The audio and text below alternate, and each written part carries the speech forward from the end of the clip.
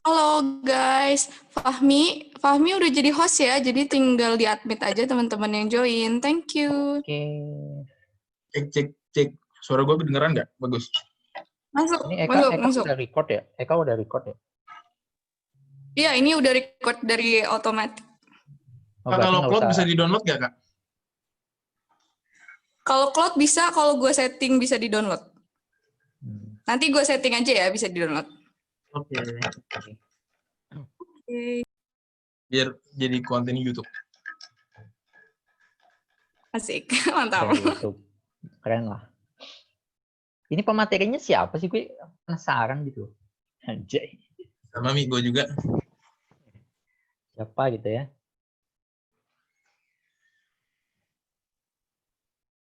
Ya, silahkan masuk.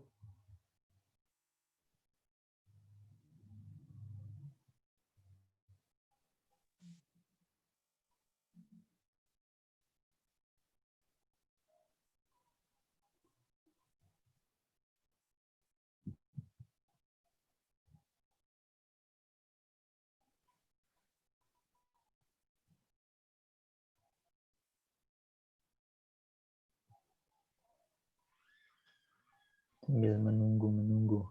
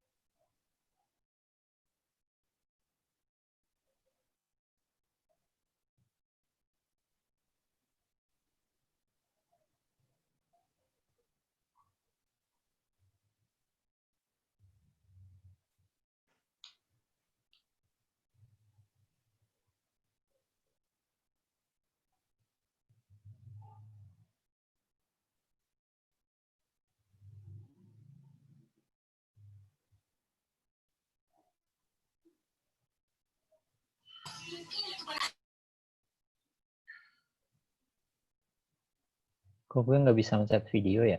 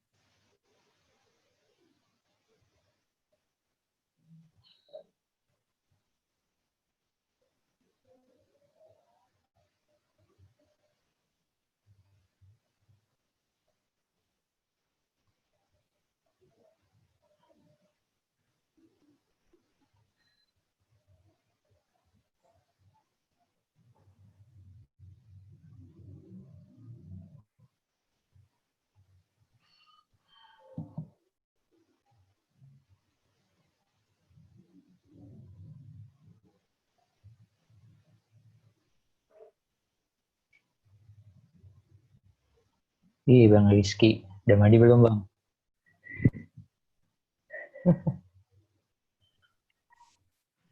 Udah, Mi. Mantap.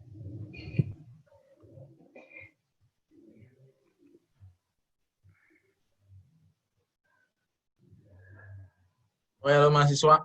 Wih, Rian. Mahasiswa beda. Lo habis dekor kamar ya? Estetik ya?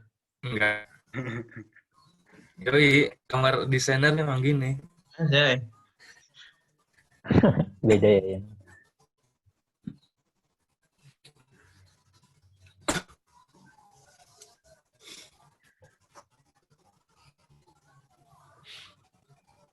Lagi di mana, Bok? Apa? Lagi di Aku mana? di kosan, ya. Lo ngapain sih, Mi, di drama kami? Oh, belum pulang lagi. Ada job sama bos. Anjay. Oh, kau G. Bikin buku. Iya. Yang libat lagi. Apa bos yang lain nih? Ya, sebenarnya banyak sih bos-bos yang lain. Anjay. Sampingan doang kan lebih- katanya. Lagi di mana? Di Katalis ya, Mi? Bukan nih. Di Balebak. Enggak. Coba lebak. Main Yan kapan-kapan.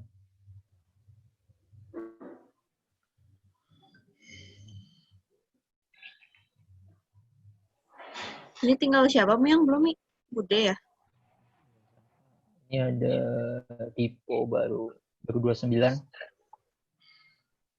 Apa aja yang belum ya? Tinggal Bude kayaknya. Iya, Bude belum ada.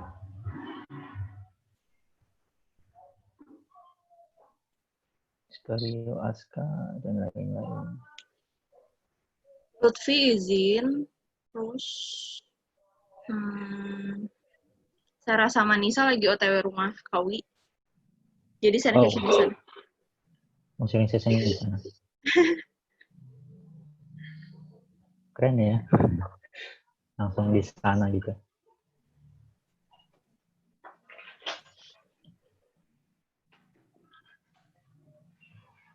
Sharing session. Pak absen dong. Udah 30 Mi. Udah 30 ya. Udah semua nih kayaknya. Ada yang keluar lagi tadi. Sinyal mungkin. Jadi 29. Yola, Bang lupa absen Yola. Telat lagi 3 menit. Oh iya, aku juga lupa absen nih. Gokil loh Bang. Aduh. Aku juga lupa absen. Ya, absen dulu nggak sih? Aku lupa sih ya. Absen. Gokil kirim ke Bogor Bang. Ya Allah. Iya ya. Kukirnya apa bulu ya? Sampai lupa loh. Oh, boleh. Bulu mandi. Belum meranti, Bang. Kirim Bang. Oke. Lihat. Absen aja sampai lupa. Iya. Alhamdulillah ini udah telat 3 menit nggak apa-apa lah. Sama baik. Udah semua ya, guys.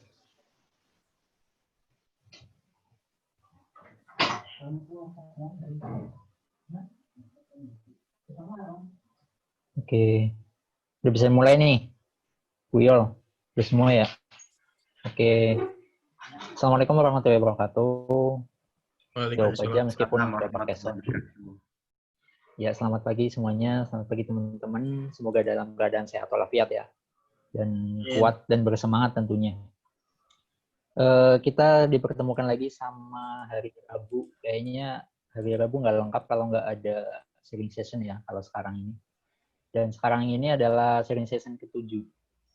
Setelah kemarin 6, terakhir kemarin Rara, sekarang ada pemateri yang nggak kalah luar biasanya gitu ya, dengan materi-materi yang wow gitu tentunya.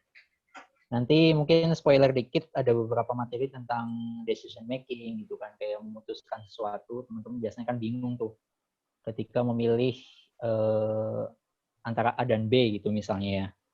Terus teman-teman bakal tahu juga tentang product knowledge gitu kan, dan juga tentang design thinking. Itu apa aja sih gitu kan. Mungkin ada beberapa hal yang terkait ataupun terkesan ini ya, terkesan asing gitu, tapi nanti bakal dijelaskan gamblang sama pemateri yang luar biasa yang sedang siap-siap mungkin menata catatan-catatannya juga gitu. Tapi semoga aja lancar ya, nggak ada kendala. Mungkin alangkah baiknya kita berdoa dulu. Semoga diberikan kelancaran, nggak ada kendala suatu apapun. Berdoa dipersilahkan.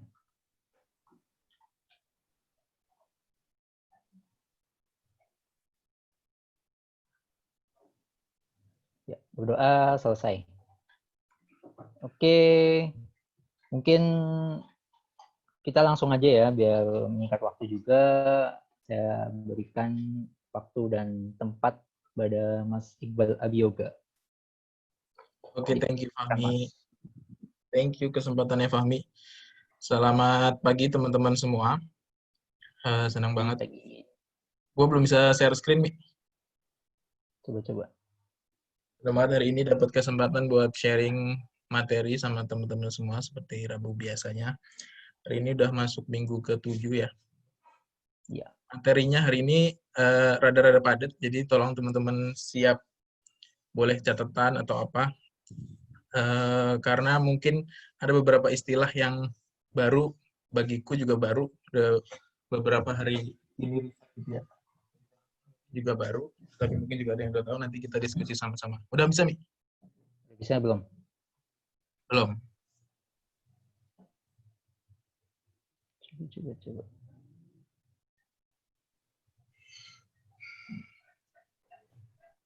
Di menu share screen-nya, Mi, di multiplein aja. Iya, betul. Lu klik yang share, terus multiple. Mana tulisan multiple-nya? Ada nggak? Di Udah ya. bagian share. Ada panahnya gitu deh kalau nggak Ya, salah. sebelah kanan. Iya, ada.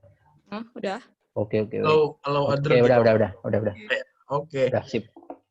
Oke, teman-teman, kita langsung masuk ke materinya. Bismillah. Udah kelihatan? Oke, Logo masuk sip. kampus? Sudah. Ya. Oke, bismillahirrahmanirrahim. Assalamualaikum warahmatullahi wabarakatuh. Waalaikumsalam. Selamat pagi teman-teman semua. Aku mau mulai ini buat jadi kesempatan aku buat kenalan dulu, terutama buat teman-teman yang baru yang belum kenal. Nama aku Iqbal Abioga, di Masuk Kampus developing web service. Jadi aku jadi web developer, ngembangin layanan-layanan kayak tryout UTBK, terus event, webinar, dan sebagainya sistemnya bersama tim. Tahun ini alhamdulillah timnya udah bertiga, ada Lutfi sama Kurnia. Aku di sini sekarang, jadi aku lahir dan tinggal di Lampung sampai SMA, tapi karena COVID ini harus balik lagi ke Lampung, ya alhamdulillah ya. Ketemu lagi sama suasana rumah. Di 2014 aku berangkat ke Bogor buat kuliah, alhamdulillah 4 tahun lulus. Terus masuk kampus adalah pekerjaan formal pertama aku, dan sampai sekarang alhamdulillah bertahan. Karena mau pindah juga, ngapain pindah ya kan? Masih asik lah. Terus susah juga di kondisi seperti sekarang, terlalu beresiko buat kita move kerjaan. Selain itu minor juga aku beberapa kali jadi software development consultant di perusahaan lain, di dua yang bisa aku sebut itu Rimak Asia sama Jasa Marga, perusahaan jalan tol. Kerja lepas aja di sana. Sebelum masuk ke materiku, aku mau, karena udah 6 sharing session ya, jadi mungkin rasanya perlu buat mengulas apa sih yang kita udah pelajari di 6 minggu ke belakang. Yang pertama, kalau kita ingat, Eka belajar bareng kita tentang, kalau aku sebutnya personal kickstart gitu ya, gimana cara kita nyiapin diri punya fokus yang tinggi, dan sebagainya. Lanjut, Yola, kita belajar tentang internal relationship, hubungan sesama teman di kantor, personal sama profesional, dan sebagainya.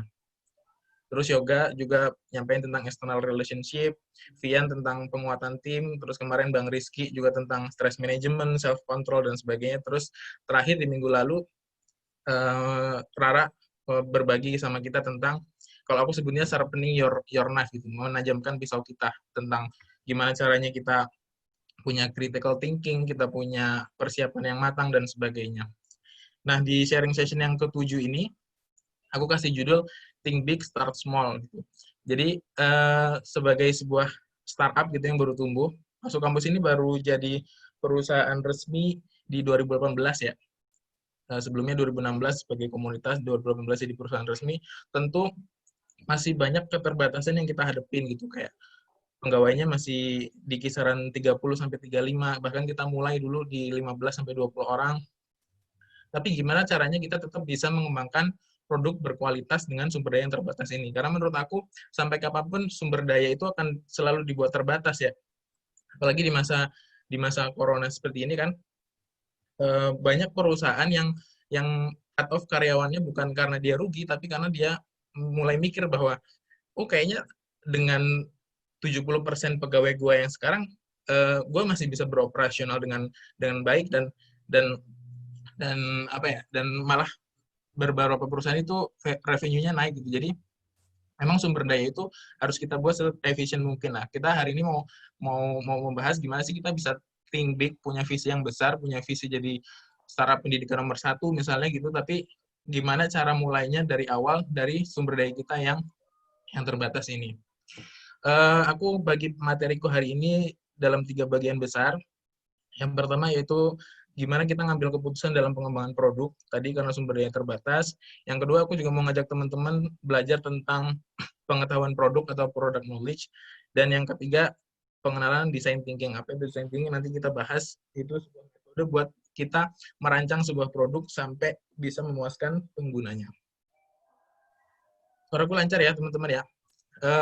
Tiga poin ini mungkin baru buat beberapa orang, jadi aku minta teman-teman buat fokus. Nanti juga di beberapa bagian aku minta partisipasi teman-teman buat aktif di kolom chat, karena nanti ada beberapa pertanyaan yang mau aku tanyain gitu ya. Kita masuk di bagian pertama, dalam mengambil keputusan. Gimana sih kita ngambil langkah pertama buat ngembangin produk kita gitu. Kalau kata Lao Tzu ini seorang filsuf dari Cina, a journey of 1,000 miles itu begins with a single step. Jadi mau berapapun jauh kamu melangkah gitu kan, mau perjalanan berapa jauh, mau ke Dramaga, mau ke Bogor Kota, mau ke bulan gitu, semua pasti dimulai dari langkah pertama. Gimana kita bisa mulai langkah pertama? Kita bisa ambil contoh dari perusahaan-perusahaan besar sekarang yang mayoritas itu di bidang teknologi, dan mereka mulai dari bukan apa-apa.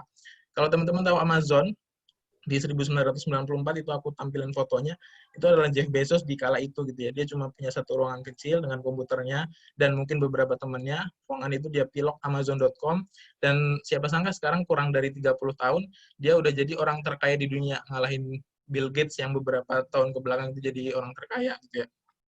Contoh berikutnya Apple di 1976. Dulu di 1976 itu udah masuk era komputer, tapi komputernya itu masih skala industri gitu. Steve Jobs ini pengen komputer itu bisa dimiliki semua orang.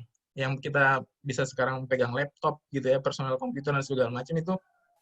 Steve Jobs memberanikan diri memulai itu sama temannya itu yang berewokan namanya Steve Wozniak, sampai sekarang berkembang dengan idealisme yang dia pegang. Apple nggak pernah perang harga, nggak pernah apa. Dia fokus sama produknya, desain produknya dibuat sebagus mungkin, sampai sekarang Apple itu jadi perusahaan dengan nilai valuasi terbesar di dunia, 2 triliun dolar. 2 triliun dolar itu gede banget ya, dan itu bikin Apple jadi perusahaan paling mahal. Jadi kalau di stock exchange-nya itu, di bursa saham Amerika itu, Apple yang paling mahal harga sahamnya. Terus dari dalam negeri, kalau teman-teman tahu di 2010 itu Gojek. Gojek itu berawal dari, jadi dulu kalau kita pesan Gojek itu, kita harus nelpon ke customer service gitu kan. Terus nanti ada orang-orang ini nih, orang-orang ini yang manage service-nya, terus Pak Nadiem di sini mantengin gitu ya. Sampai sekarang kita bisa lihat Gojek dengan semua semua layanannya gitu, ada 20 layanan sampai sekarang dan bisa membantu banyak orang. Sampai di satu talk show gitu aku nonton Pak Nadiem, kalau Gojek tutup hari ini atau besok, itu ada jutaan orang yang terdampak, mulai dari drivernya, mulai dari merchant GoFood-nya, dan segala macam. Jadi, Gojek itu udah sebesar itu, dan itu dimulai semua dari keberaniannya Pak Nadiem di 2010 buat memulai ini semua. Jadi, pelajaran apa yang bisa kita ambil? Kita lihat 3 contoh ini kan, mereka mulai bukan dari apa-apa, mereka mulai dari apa yang mereka punya, terus apa yang mereka bisa, dan ya posisi mereka sekarang aja. Jadi 3 poin itu mungkin bisa jadi pelajaran buat kita. Seperti kata Arthur Ashe ini, petenis dari Amerika, start where you are, use what you have, do what you can. Jadi pakai aja yang sekarang kita punya buat memulai itu semua. Itu. Jadi itu mindset yang pertama, bahwa buat memulai, ya udah mulai aja dari apa yang kita punya, apa yang kita bisa, dan kita lagi ada di mana gitu. Yang kedua, mindset kedua yang perlu kita tanamkan dalam mengembangkan produk adalah bahwa kita mengembangkan produk itu bukan buat kita gunakan sendiri, bener nggak? Jadi kalau produk kita mau digunakan banyak orang, mau digunakan jutaan orang sama Gojek, kayak Gojek misalnya, produk itu dirancang bukan buat memuaskan keinginan kita sendiri. Jadi apa yang harus kita miliki? Kalau kata Satya Nadella, nih CEO-nya Microsoft, the source of innovation comes from having a deep sense of empathy. Apa itu empati? Empati ya kurang lebih gimana cara kita memahami keinginan user itu apa, keinginan apa sih yang mereka butuhkan, apa sih fitur-fitur yang bisa kita kasih sehingga masalah-masalahnya itu terselesaikan gitu. Jadi kita bikin produk itu bukan buat kita sendiri. Terus lebih lanjut, empati itu apa sih? Empati itu kalau by definition itu kemampuan kita buat mengerti dan berbagi perasaan dari semua orang gitu, karena perasaan dari orang lain gitu ya. Karena user atau pengguna atau orang secara umum gitu kan nggak selalu bisa mengungkapkan apa yang dia inginkan. Jadi butuh peran aktif dari kita sebagai pengembang produk itu dalam hal ini. Ya semua pengembang produk ya, kita punya layanan, kita punya perusahaan gitu kan. Kita harus punya empati ini. Terus gimana sih realnya itu gimana kita mewujudkan empati itu kan? Dia nggak selalu bisa ngomong apa yang dia mau gitu kan. Menurut David Lee nih, desain coach dari Singapura, ada 4 aspek yang bisa kita amati dari pengguna biar kita bisa punya sifat empati ini. Jadi kita tahu apa yang dia mau gitu. Yang pertama adalah say, yaitu apa yang dia katakan. Terus do, yaitu perilaku atau perbuatan apa sih yang bisa kita amati dari user itu misalnya. Dan think, apa yang mungkin dia pikirkan, jadi ya rada-rada baca pikiran gitu, tapi tentu ada analisisnya ya. Sama feel, apa yang dia rasakan. Contohnya misalnya, ada keluhan di DM gitu, di DM Instagram tentang UTBK, Kak, kok ini susah sih, kok ini apa sih gitu. Mungkin dia nggak menyampaikan pengennya apa, tapi dari situ kita harus punya kedalaman buat mengerti, oh kalau dia ngomong, kalau pengguna ngomong A, berarti kita harus cari nih sebuah solusi B buat memecahkan masalah tersebut. Dan hasil dari empati kita itu bisa kita wujudkan dalam bentuk solusi atau produk. Namanya bikin sesuatu untuk pertama kali pasti nggak sempurna ya, tapi bukan berarti juga kita bisa semena-mena meluncurkan produk yang belum selesai atau belum bisa digunakan, belum lengkap fitur-fiturnya untuk digunakan sama pengguna. Jadi dalam dunia pengembangan produk itu ada namanya minimum viable product, yaitu produk ini walaupun belum bagus, walaupun fitur-fiturnya belum banyak, tapi cukup buat memenuhi kebutuhan awal dari penggunanya. Kita lihat aja nih biar gampang dari ilustrasinya. Jadi untuk memenuhi misalnya orang pengen berkendaraan dari satu tempat ke tempat lain. Kita baru bisa bikin bannya, ya jangan diluncurin dulu. Minimal kita bisa bikin papan dengan 2 roda yang itu bisa jalan, orang bisa naik. Nah itu nama minimum viable product. Bukan di tahap kedua, bukan dengan 2 roda dan sasis, tapi kita bisa tambahin misalnya kemudinya gitu di nomor 2 itu. Seterusnya sampai misal di tingkat berikutnya sepeda, motor, mobil, dan sebagainya. Jadi kalau kita amati yang bagian atas itu kan di tahap keempat mungkin kendaraan itu baru bisa dipakai, tapi kalau di baris yang kedua nih yang di bagian bawah kita lihat di semua tahap ini sebenarnya orang bisa udah menggunakan produknya kan, walaupun fiturnya nggak lengkap. Misalnya ya udah naik ini aja skateboard gitu kan, atau naik ini skuter, atau naik sepeda. Kelima-limanya punya level yang berbeda dari segi kenyamanan, tapi kita bisa lihat bahwa lima-limanya udah bisa digunakan walaupun di tahap pertama fiturnya belum lengkap. Kira-kira gitu namanya minimum viable product. Mindset berikutnya dalam pengembangan produk, dalam mengambil keputusan di pengembangan produk, yaitu aku sebutnya think like a scientist. Jadi menggunakan pendekatan ilmiah dan data dalam mengambil keputusan. Karena kata kakek Edward Deming, nih seorang data scientist, tanpa data kamu hanyalah seseorang dengan sebuah opini gitu. Jadi kita di era sekarang mengambil keputusan itu harus ya, kalau aku bilang tuh harus atau wajib menggunakan data. Ada setidaknya 4 level data, 4 level perilaku dari perusahaan atau organisasi itu dalam mengambil keputusan menggunakan data. Yang pertama itu data denial. Sama sekali nggak percaya sama data yang ada di sekarang. Misalkan contohnya ya, misalkan ada sebuah pemerintah sebuah negara sekarang kan lagi ngetren nih data COVID-19 gitu ya, udah tahu datanya naik tapi dia bandel aja, pokoknya pengen aktivitas dibuka aja, atau aktivitas sosial dilonggarin, aktivitas ekonomi dilonggarin, bioskop dibuka, konser dibolehin dan sebagainya. Itu namanya data denial. Jadi benar-benar berlawanan sama kenyataan yang harus kita hadapin. Yang kedua, data indifferent. Jadi, dia mengambil keputusan nggak pakai data. Jadi, dia nggak peduli datanya apa. Bisa jadi benar atau sejalan dengan datanya, tapi lebih sering mungkin salah karena dia jarang membaca data. Level yang ketiga yaitu data informed. Kita menggunakan data hanya ketika kita butuh buat mendukung keputusan kita. Kita levelnya kira-kira di sini. Jadi hari ke hari itu di eksekutif kita ngumpulin data-data penjualan, data-data apa kepesertaan dan sebagainya itu buat mendukung keputusan kita di hari berikutnya. Yang level paling tinggi itu data driven, yaitu data itu benar-benar digunakan untuk membentuk keputusan-keputusan diambil di sebuah perusahaan. Misalkan halaman beranda YouTube kalian itu kan bener-bener pure dari apa yang kalian tonton sebelumnya. Habis nonton KKI ya berikutnya KKI atau konten-konten ala yang lain gitu kan. Itu benar-benar data driven, bahkan sedikit banget peran engineer-nya YouTube buat involve di situ. Buat lebih lanjut tahu tentang ini mungkin kalian bisa nonton di Netflix tuh namanya Social Dilemma, gimana machine learning atau data driven ini benar-benar ngedrive kita buat melakukan sesuatu gitu tanpa kita sadari dengan sedikit sekali campur tangan manusia di dalamnya. Nah, kita ada di level yang ketiga ini, data informed. Terus apa sih data itu? Data by definition itu fakta dan statistik yang dikumpulkan bersama untuk referensi atau analisis. Lebih lanjut, data ini nggak serta-merta bisa kita manfaatkan. Kalau dalam teori IT atau teknologi informasi itu ada namanya piramida informasi. Data itu masih dalam bentuk mentah, masih dalam bentuk record-record yang ada di komputer aja gitu. Misalnya nih, dalam hal ini ada contohnya, ini adalah data parameter buat sebuah mobil listrik pintar gitu misalnya, yang dia bisa self-driving.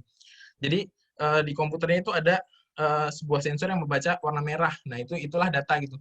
Kadang kita bisa langsung gunain, kadang juga harus dikombinasikan dengan data lain sehingga membentuk di tingkat berikutnya yaitu informasi. Informasi ini udah mengandung arti atau udah mengandung makna gitu. Oh, merah itu apa? Merah itu ternyata didapat dari sensor cahaya yang ngadep ke lampu lalu lintas yang menghadap ke selatan. Gitu. Jadi ada di perempatan nih misalnya ada sebuah titik yang lampunya merah. Oh. Terus digabungkan dengan informasi lain membentuk knowledge atau pengetahuan. Jadi si mobil pintar ini tahu dengan ditambahin konteks di sini. Lampu merahnya ngadep ke selatan, kita juga jalan ke selatan. Berarti udah ada konteksnya bahwa berarti lampu merah di jalan yang akan kita lalui itu nyalanya merah nih. Nyalanya merah. Jadi itu pengetahuannya didapat dari situ. Di atasnya lagi itu namanya wisdom atau kebijaksanaan. Jadi si mobilnya ini ngambil keputusan nih, wah kayaknya dengan kondisi ini saya harus berhenti. Jadi dengan deretan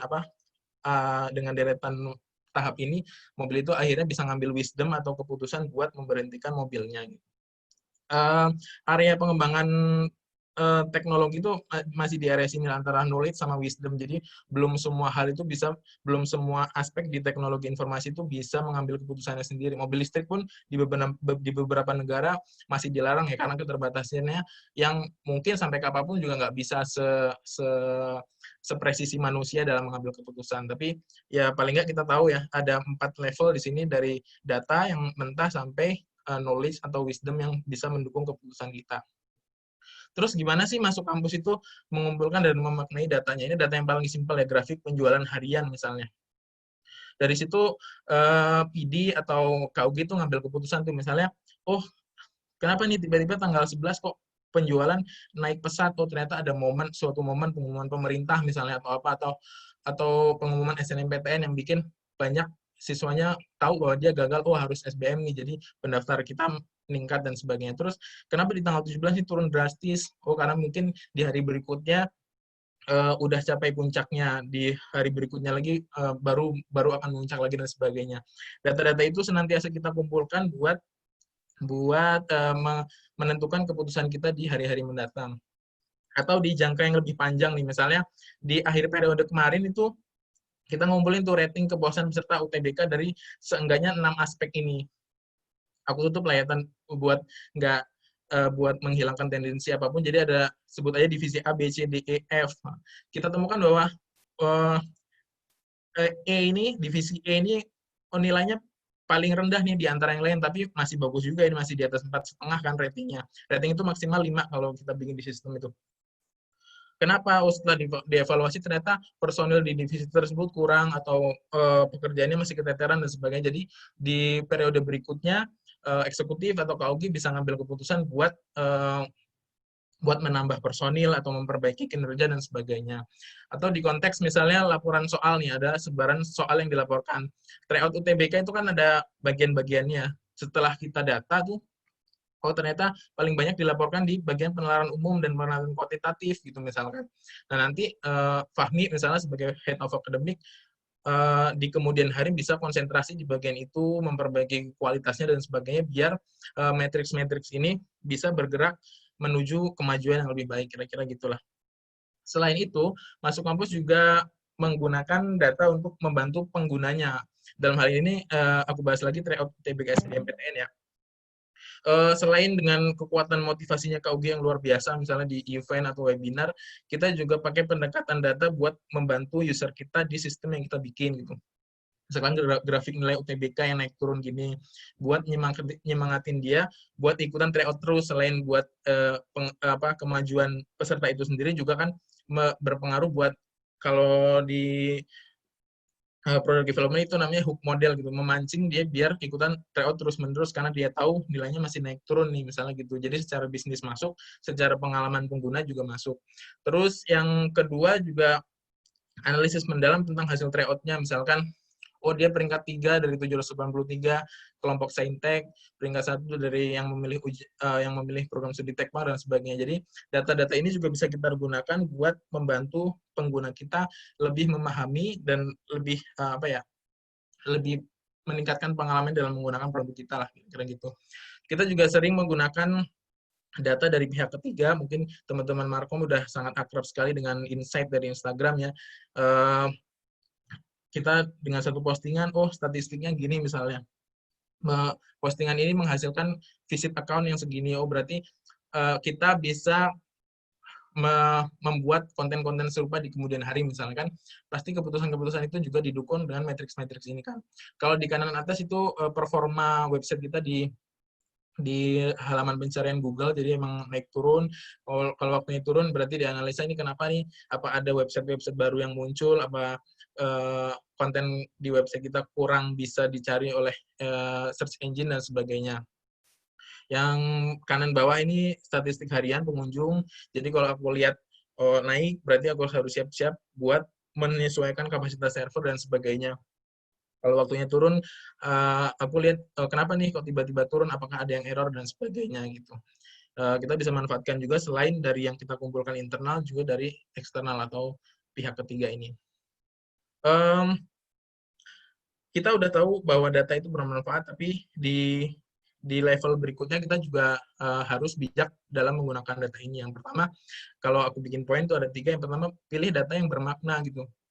Pilih data yang kira-kira berpengaruh lah sama keputusan kita berikutnya. Kalau data-data misalnya cuma identitas atau apa itu mungkin nggak terlalu berpengaruh. Jadi tapi mungkin berpengaruh di banyak di tempat lain. Jadi kita harus milih data-data mana yang bermakna buat keputusan kita yang ini gitu. Yang kedua juga jangan lupa pertimbangan referensi pendukung. Banyak hal yang nggak terkira di dunia pendidikan ini ya, terutama ya kayak misalnya keputusan pemerintah yang tiba-tiba berubah, jadi kita harus cepat menyesuaikan diri dan sebagainya. Yang ketiga adalah kita harus belajar berkelanjutan. Jadi data hari ini mungkin akan berbeda di seminggu, 2 minggu lagi mungkin udah berubah lagi gitu. Jadi terus-menerus belajar itu hari ini jadi sebuah kebutuhan. Kalau kata Albert Einstein tuh, nggak semua yang bisa dihitung itu harus diperhitungkan. Data-data tadi yang bisa dihitung itu harus diperhitungkan, dan nggak semua yang bisa kita perhitungkan itu bisa dihitung gitu. Jadi kayak kebijakan pemerintah tadi itu kan nggak bisa dihitung ya, tapi itu harus jadi juga pertimbangan kita dalam mengambil keputusan terhadap produk kita, kira-kira gitu. Setelah kita tahu apa yang harus kita putuskan, kita juga harus pertimbangkan dampaknya buat pengembangan produk kita. Ada namanya effort impact diagram, yaitu hubungan antara usaha dan dampak yang kita hasilkan dari usaha tersebut. Kalau usahanya rendah dan dampaknya tinggi, itu disebutnya low hanging fruit, atau buah yang gantung-gantung rendah itu kan ya udah tinggal ambil aja, kerjain aja gitu kan. Kalau usahanya tinggi dan dampaknya juga tinggi, mungkin kita bisa kerjain tapi nanti di prioritas berikutnya setelah yang low hanging fruit. Terus kalau usahanya tinggi ternyata dampaknya rendah, udah mah usahanya tinggi terus nggak terlalu berdampak, ya udah nggak usah dikerjain gitu kan, atau kerjain nanti di prioritas yang paling akhir. Terus kalau usahanya rendah terus dampaknya juga rendah, kayaknya nggak gitu ngaruh, jadi ya bisa kita tunda lah di prioritas berikutnya gitu.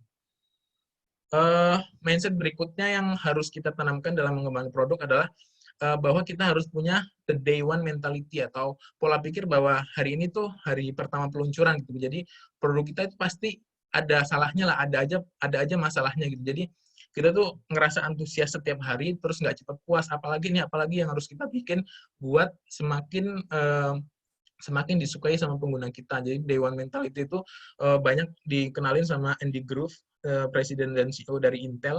Jadi kata dia itu sukses itu melahirkan kepuasan. Tapi di sisi lain kepuasan itu menghasilkan kegagalan, dan only the paranoid survive. Hanya orang-orang yang excited terus-menerus, yang paranoid terus-menerus itu yang akan survive di zaman seperti ini, karena kita tahu dunia juga terus berubah dari hari ke hari. Kita mulai masuk di bagian kedua dari materi hari ini, yaitu deep dive into defining your product. Jadi gimana sih kita kalau kita tadi udah paham nih gimana caranya memulai mengembangkan produk, terus menjaga produk kita tetap baik. Terus di level berikutnya itu kita harus benar-benar define nih. Banyak kita lihat contoh merek-merek yang sukses karena produknya, termasuk tadi perusahaan paling mahal di dunia, Apple ya. Dia nggak pernah main perang harga, kalau kita lihat marketingnya sedikit banget kan di TV atau di online pun sedikit gitu marketingnya, tapi dia fokus sama produk yang membuat dia stand out sampai sekarang gitu, sampai jadi perusahaan termahal di dunia. Ada 3 poin seenggaknya. Bagaimana kamu menjelaskan produkmu? Jadi masuk kampus tuh apa sih produknya, atau UTBK SBMPTN itu apa sih produknya, itu gimana cara gunainnya, siapa aja yang jadi sasaran buat menggunakan produk ini dan sebagainya. Terus posisi produk di antara produk sejenis, gimana kita dibandingin sama Ruang Guru misalnya, gimana kita dibandingin sama Eduka, Pahamify dan sebagainya. Kita harus tahu stand kita, tahu posisi kita di situ buat bikin strategi pengembangan produk dan juga marketingnya. Yang kedua, apa sih yang bikin produk kita ini berbeda? Misalkan nambah fitur buat pengguna itu jadi lebih bisa nanya lebih lanjut misalnya tentang soal-soal yang diberikan dan sebagainya. Itu akan kita pelajari. Nah, ini yang aku bilang tadi di awal, aku boleh minta teman-teman buat ini ya, jawab di chat ya, kira-kira produk apa sih yang dihasilkan oleh perusahaan-perusahaan yang akan aku tampilkan di slide berikutnya. Fahmi tolong bantuin ya, Mia. Pertama Indofood deh, aku sambil baca-baca chat nih. Kira-kira apa teman-teman yang diproduksi oleh Indofood? Boleh dijawab sambil aku minum.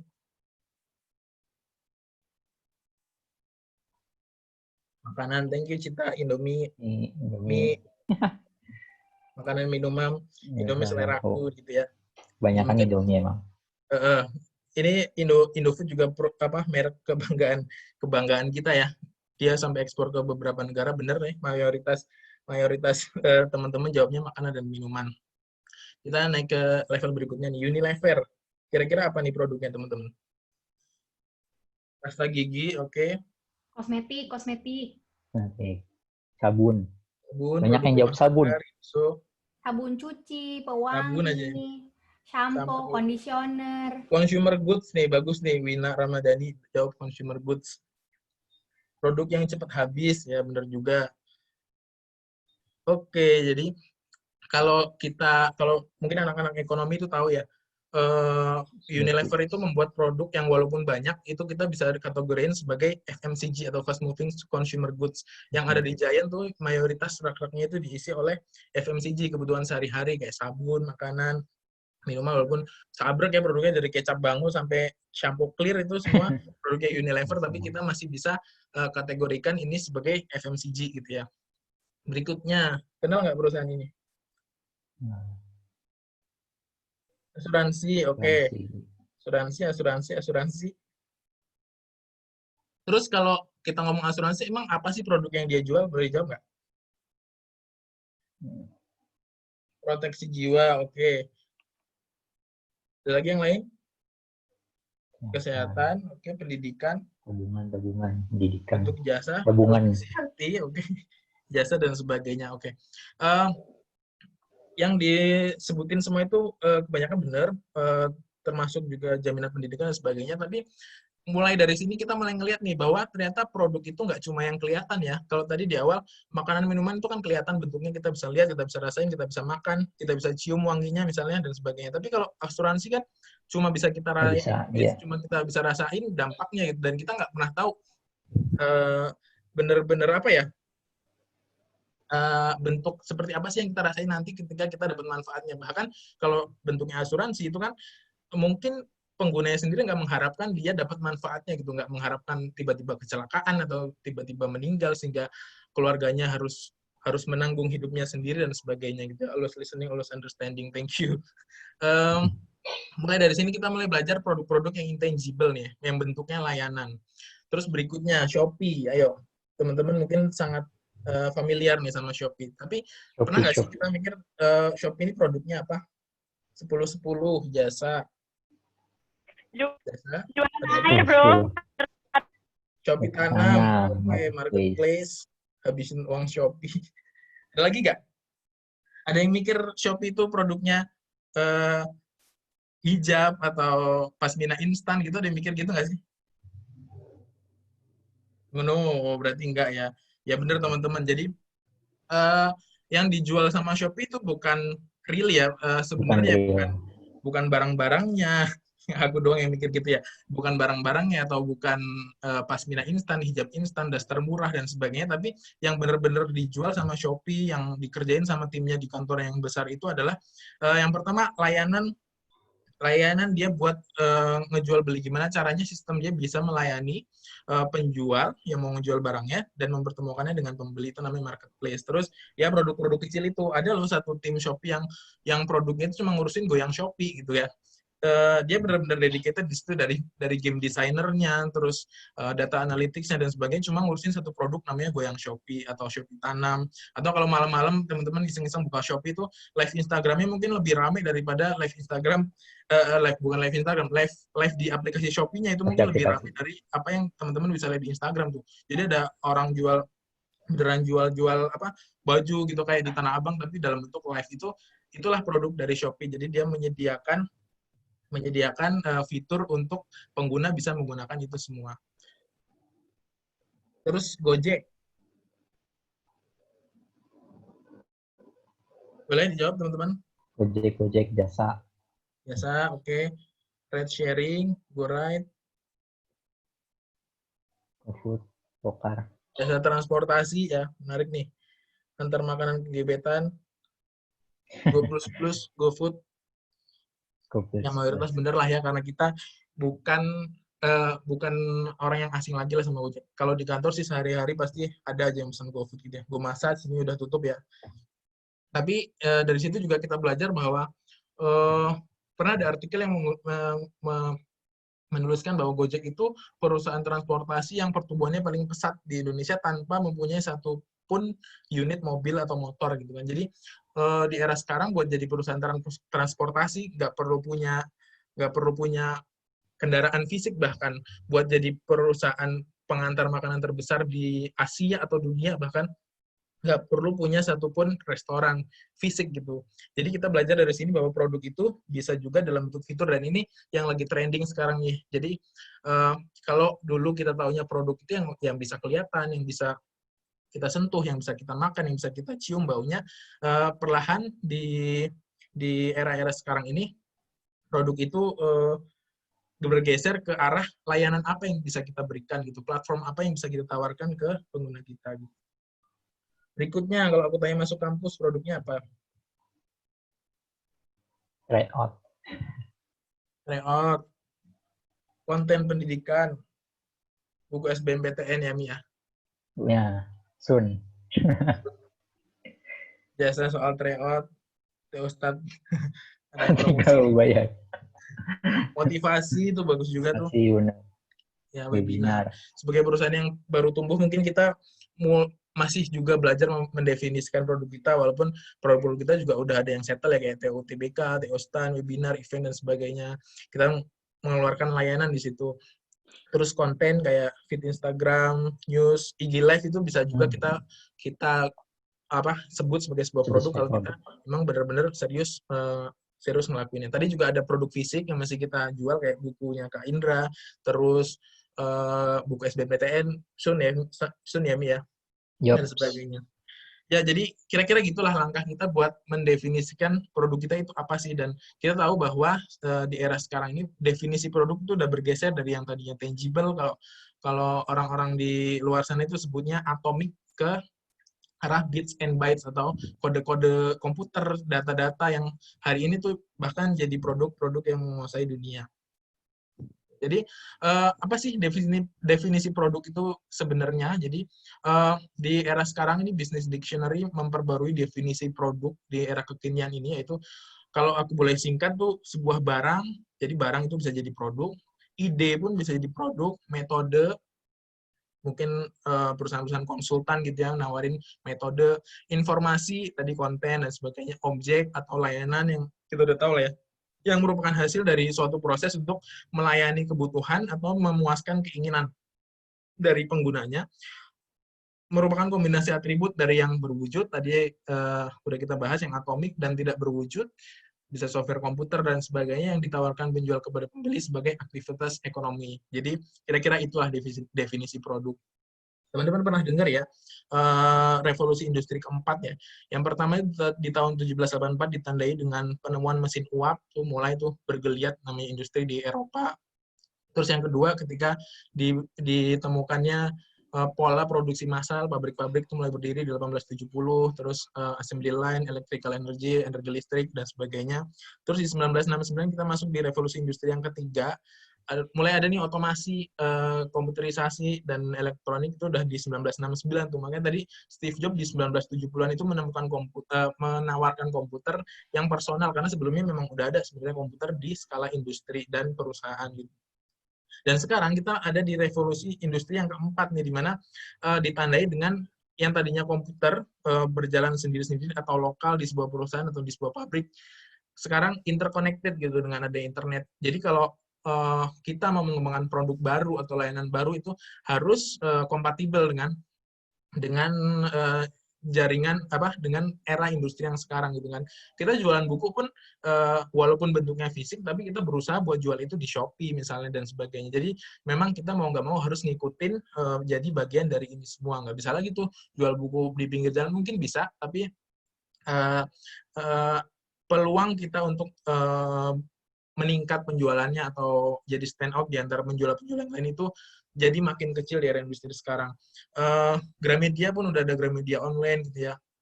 Matahari udah Matahari online dan sebagainya.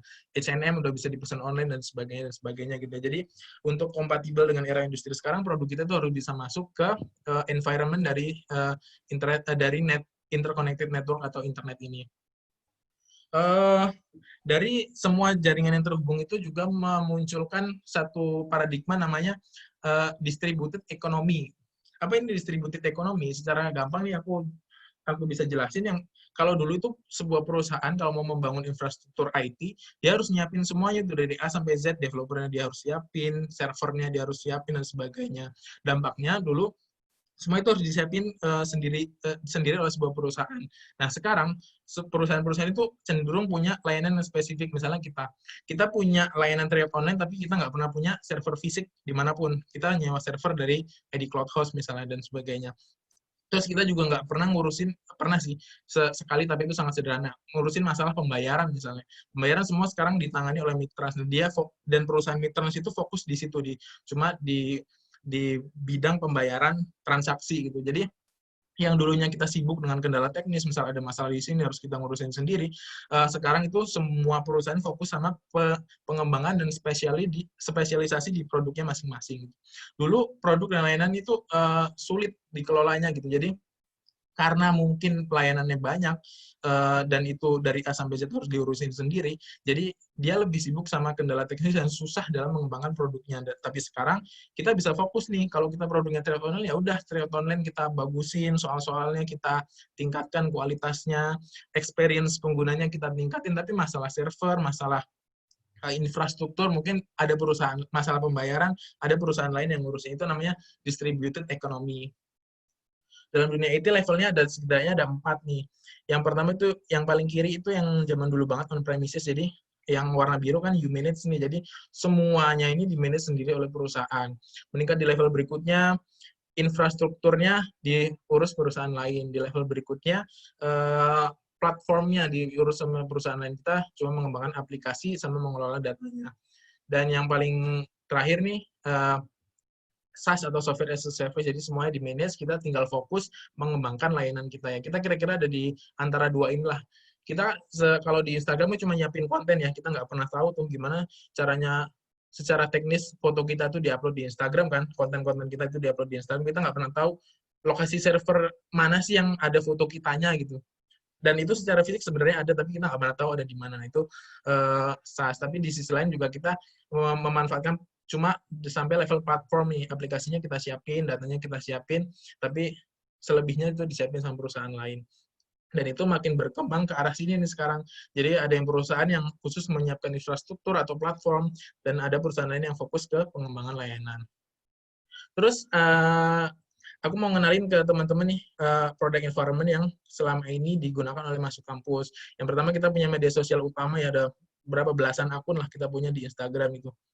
Kita nggak perlu bikin mekanisme gimana caranya pengguna ngelihat konten kita atau gimana caranya manage servernya, tapi itu semua di manage Instagram. Kita fokus nih mengembangkan konten-konten apa sih yang bagus gitu. Terus kita juga bermitra sama Mitrans, tadi udah aku bilang sebagai sistem pembayaran. Jadi Mitrans ini fokus ke pembayaran.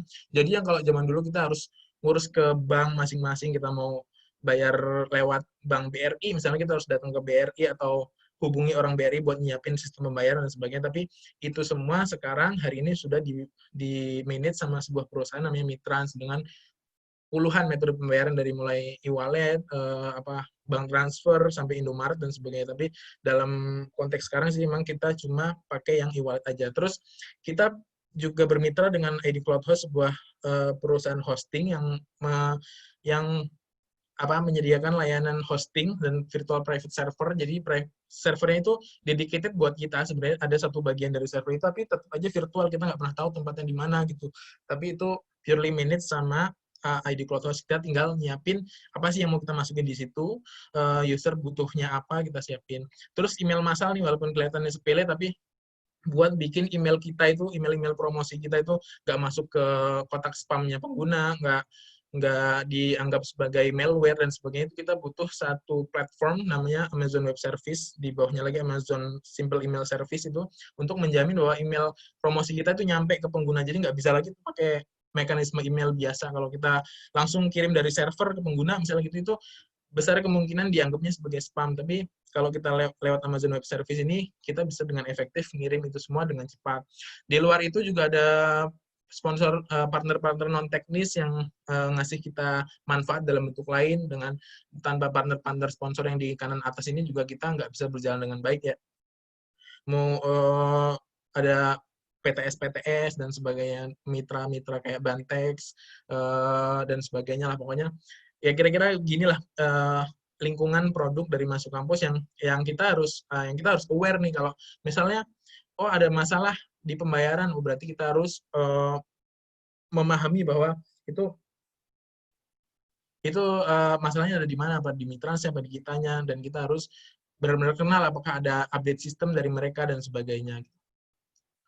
Terus setelah tahu itu semua, gimana sih semua orang di sini, gitu ya, bukan cuma tim produk, bukan cuma web dev, bukan cuma PD atau eksekutif yang bisa ikut ngembangin produk. Yang pertama adalah, aku apresiasi sih, mungkin ada beberapa teman-teman yang udah mulai aktif buat nyampein insight-insight, misalnya dari Markom nemuin pertanyaan-pertanyaan di DM, langsung dilaporin ke kita, gitu, atau ke grup yang ada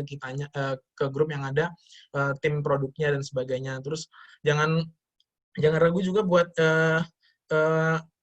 reach out aja sama tim produk kalau kalian punya ide, misalnya Kak, kayaknya bagus deh kalau ada fitur ini, kayaknya bagus deh kalau ada fitur laporan soal, misalnya dulu kan laporan soal itu baru ada di akhir-akhir periode dan sebagainya, dan ternyata itu lumayan berpengaruh tuh sama performa dan kualitas dari produk kita biar bisa makin disukai sama pengguna.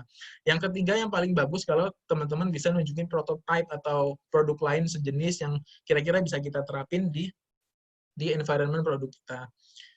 3 poin ini kira-kira kalau teman-teman mau ikut berperan dalam pengembangan produk. Terus gimana sih sebenarnya proses pengembangan produk itu? Aku mau ngenalin ke teman-teman namanya design thinking.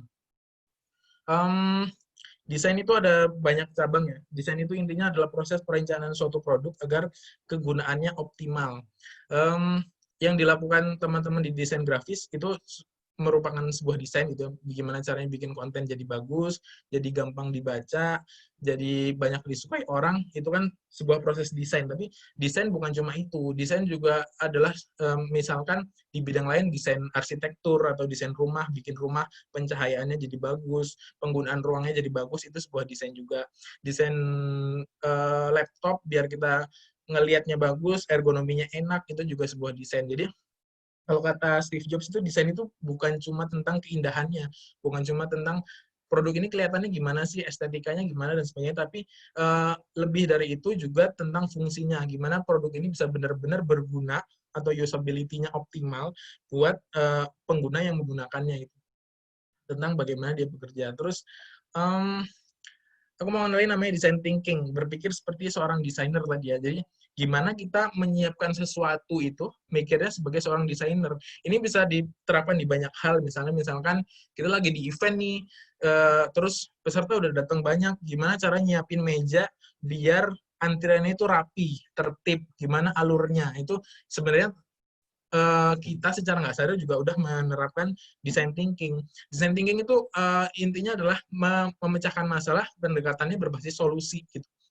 Jadi yang lebih ditekankan bukan kita ngurai masalahnya, jadi sampai kita benar-benar ngerti masalahnya, tapi gimana kita bisa mempropose dari awal itu solusinya gini, kita tes bener nggak gitu. Tapi tentu dengan tahapan-tahapan yang bikin proses itu nggak terlalu memakan waktu, gitu ya. Jadi kan kalau di event misalnya kita nggak pernah tahu pasti tuh berapa meja sampai peserta itu bisa antri dengan tertib. Kita nyoba-nyoba kan, oh segini kurang, oh segini kayaknya bisa ditambah, oh segini kelebihan, kayaknya orangnya bisa ditaruh di tempat lain. Itu adalah sebenarnya tanpa kita sadar adalah sebuah proses design thinking. Jadi pola pikir yang seperti kita itu seorang desainer.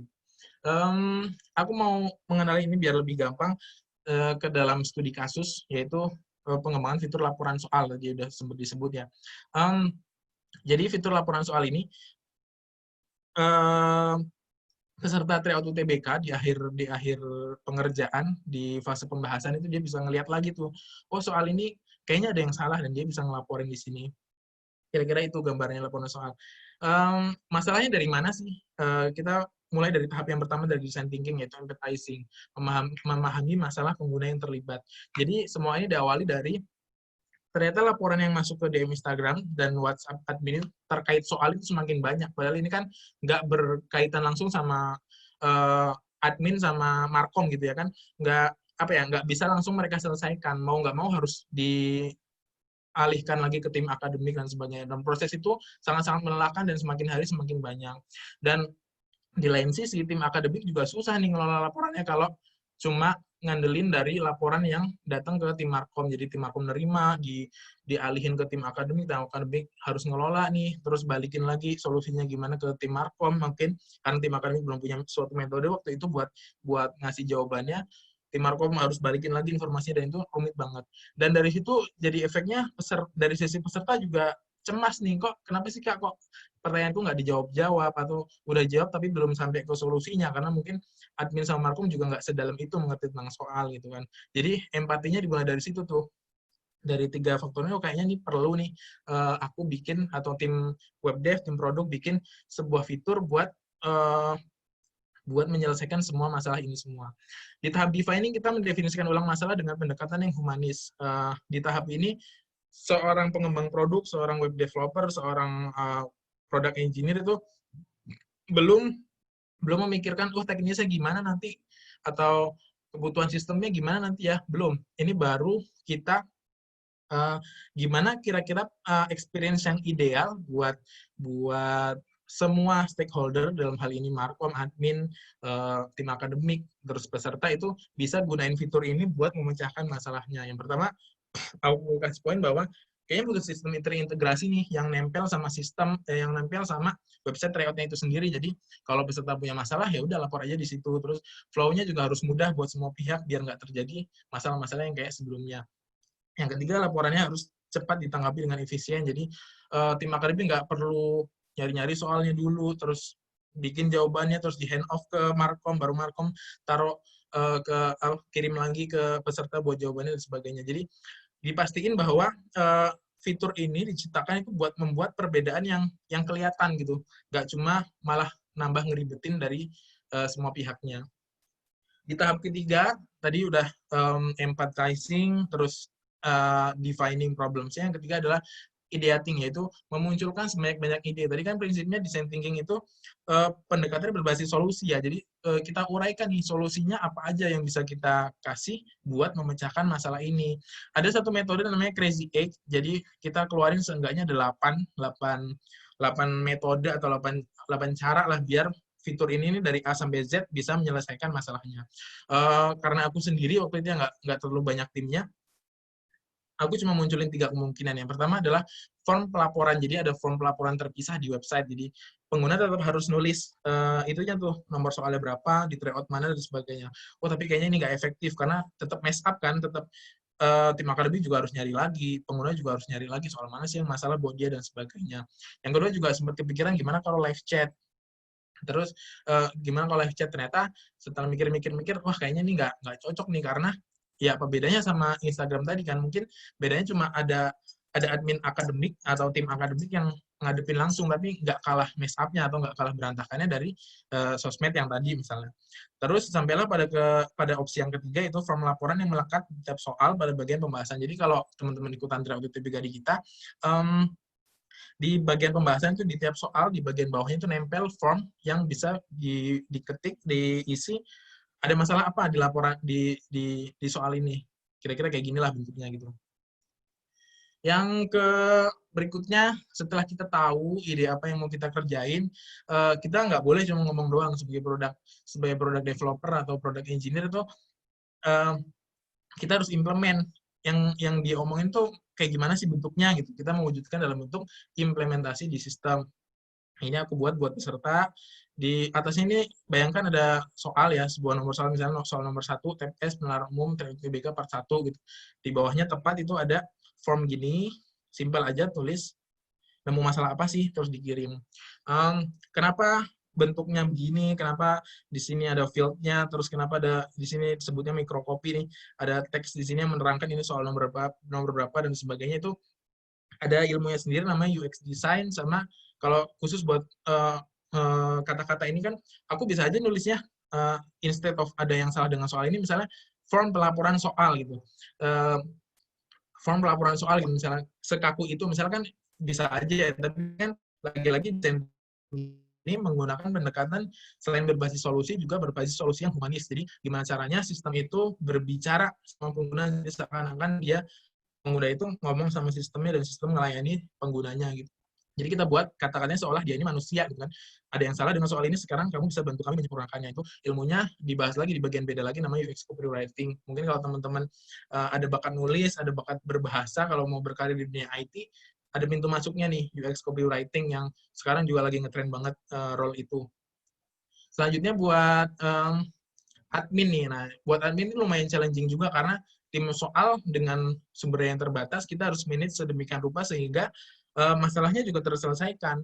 Sedikit fun fact nih, ada sekitar 19.600 laporan soal di tahun lalu. Itu segitu aja dengan kondisi fitur ini diluncurkannya di akhir periode itu udah ada 19.600. Bayangin kalau aku nggak memikirkan gimana caranya admin akademik itu punya kemudahan buat memanage ini semua. Ini sebenarnya versi kedua dari tampilan yang dilihat admin akademik buat memanage laporan soal. Sebelumnya itu cuma kotak-kotak gitu ya, Mi ya. Kotak-kotak isinya soal-soal gitu yang susah banget buat di-manage. Tapi di tahap berikutnya setelah tadi itu kan ya, design thinking itu proses yang nggak searah gitu. Jadi ada peluang buat dia balik lagi dan sebagainya. Jadi aku menemukan satu ide nih, laporan itu dikelompokkan ke dalam soal, jadi laporan-laporan sama itu dimasukin ke soalnya. Jadi misalnya tryout part 23 penelaran umum soal nomor 12 tuh ada 14 laporan yang masuk. Jadi diurutin dengan dikelompokin berdasarkan soal yang sama, diurutkan berdasarkan jumlah laporannya gitu. Jadi dengan asumsi ini kan, dengan mekanisme voting aja gitu, kalau makin banyak yang laporan, kayaknya soal ini makin urgent nih buat ditanggapi gitu. Jadi soal ini akan muncul di baris paling atas untuk segera diklik sama tim akademik buat segera ditangani apa sih sebenarnya masalahnya gitu. Kira-kira gitu idenya, biar masalahnya bukan cuma selesai, tapi selesai dengan efisien dan menyenangkan semua pihak. Itu kira-kira fungsinya kita mendesain produk itu dengan paradigma design thinking. Ini lebih dalam lagi ke admin, ke bagian admin. Ini kan laporan peserta untuk soal ini ya. Obvious lah ya, soal laporan itu seyogyanya emang dikelompokkan atau ditaruh aja di bawah soalnya, di sekalian dia nanggepin laporannya, di saat yang sama juga admin itu sekalian memperbaiki kalau memang di soalnya ada kesalahan. Itu juga merupakan salah satu hasil dari kalau kita mendesain menggunakan design thinking gitu. Terus aku testing nih prototipe pertama, dievaluasi. Oh, setelah beberapa hari ternyata interface-nya yang tadi aku bilang ya, nggak terlalu nyaman nih, terutama buat admin ya. Kalau buat peserta nggak terlalu banyak masalah, bahkan mungkin itu masih versi yang sama pertama kali fitur yang diluncurkan. Tapi lebih banyak dari admin nih. Waktu itu aku sempat masuk ke grup akademik bahkan buat melakukan riset kecil-kecilan ya, Mia. Buat perbaikan awal interface soal. Jadi gimana caranya, karena di tim akademik itu aku baru tahu ternyata ada beda-beda nih, kayak misalnya Fahmi cuma ngurusin fisika, matematika, atau misalnya siapa tim akademik cuma ngurusin fisika doang. Jadi bukan cuma disuguhin soal dengan laporan terbanyak, tapi juga aku harus mikirin bahwa seseorang itu punya jadwal nanggepin laporan dengan dia cuma bertanggung jawab di sebuah mata pelajaran. Jadi dibuatlah buat tampilannya itu bisa di-search. Jadi misalkan mau nyari penalaran umum misalnya, tinggal diketik aja di sini, nanti laporan-laporan dengan topik penalaran umum itu bakal tersedia buat ditanggapin oleh orang tersebut. Nah, itu insight yang pertama. Yang kedua adalah tambahin fitur broadcast tanggapan. Soal itu kan bermasalah, biasanya laporannya itu-itu aja ya. Kalau misalnya emang kesalahannya kelihatan, misalnya salah angka atau salah jawaban, itu kan cenderung serupa laporannya. Instead of tadi di versi pertama misalnya ngetik satu-satu buat nanggepin laporan satu-satu, oh sekarang butuh nih kayaknya broadcast tanggapan gitu. Jadi tinggal laporan dicentang-centang, terus nulis sekali, nanti kekirim ke 3 laporan misalnya yang dicentang itu gitu. Itu hasil evaluasinya. Yang ketiga adalah tambah insight. Kita nggak tujuan desain itu juga menyelesaikan masalah jangka panjangnya. Kita akan sangat melelahkan kalau setiap hari kita melakukan sesuatu yang itu aja gitu kan, nanggepin laporan tanpa kita evaluasi nih apa sih yang sebenarnya kurang dari produk kita gitu kan. Jadi aku berinisiatif buat nambahin insight nih. Oh, dari laporan-laporan ini ternyata yang paling banyak itu di sesi ini. Jadi mungkin ke depan Fahmi dan teman-teman bisa memperbaiki soal di sesi itu, berkonsentrasi di sesi itu dan sebagainya, sehingga di masa-masa berikutnya kita nggak perlu nanggepin banyaknya laporan dengan jumlah yang sama karena memang soal di sesi itu udah diperbaiki dan sebagainya. Terus juga grafik tanggapan harian buat Fahmi memonitor kinerja timnya. Oh, di hari ini banyak yang nanggepin nih, sampai 1.200 laporan dalam sehari dan sebagainya. Buat lead-nya si akademik buat evaluasi kinerja timnya dan sebagainya.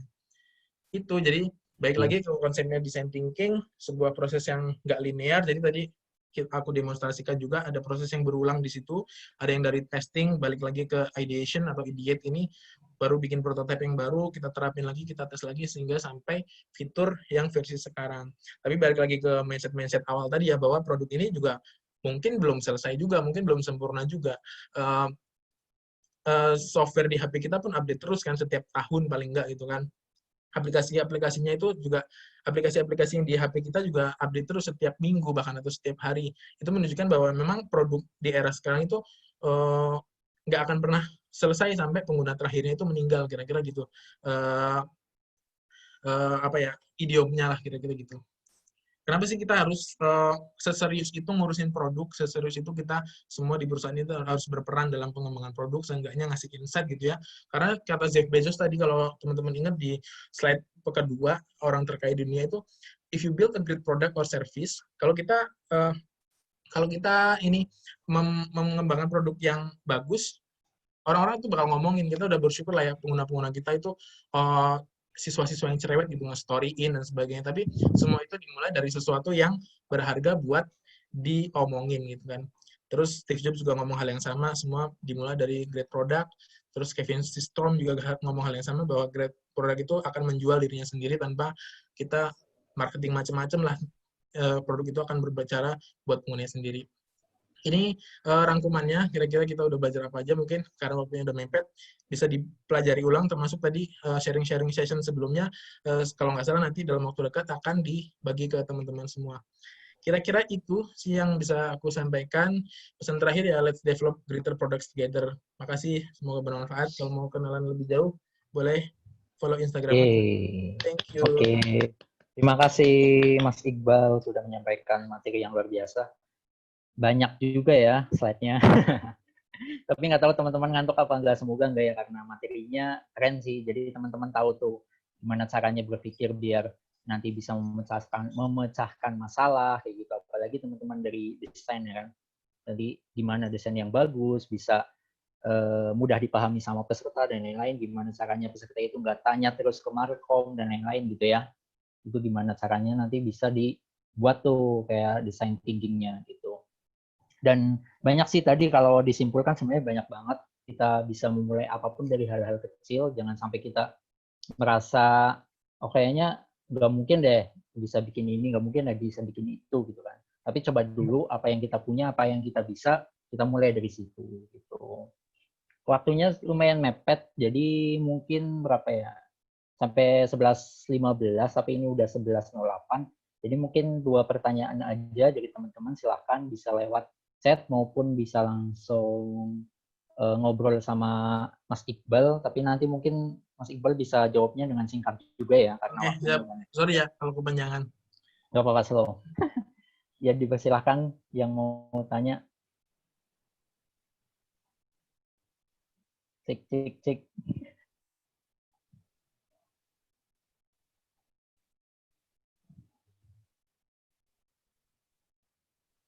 Ada nggak nih?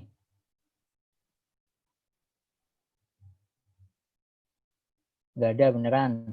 Bingung ya mau nanya apa ya?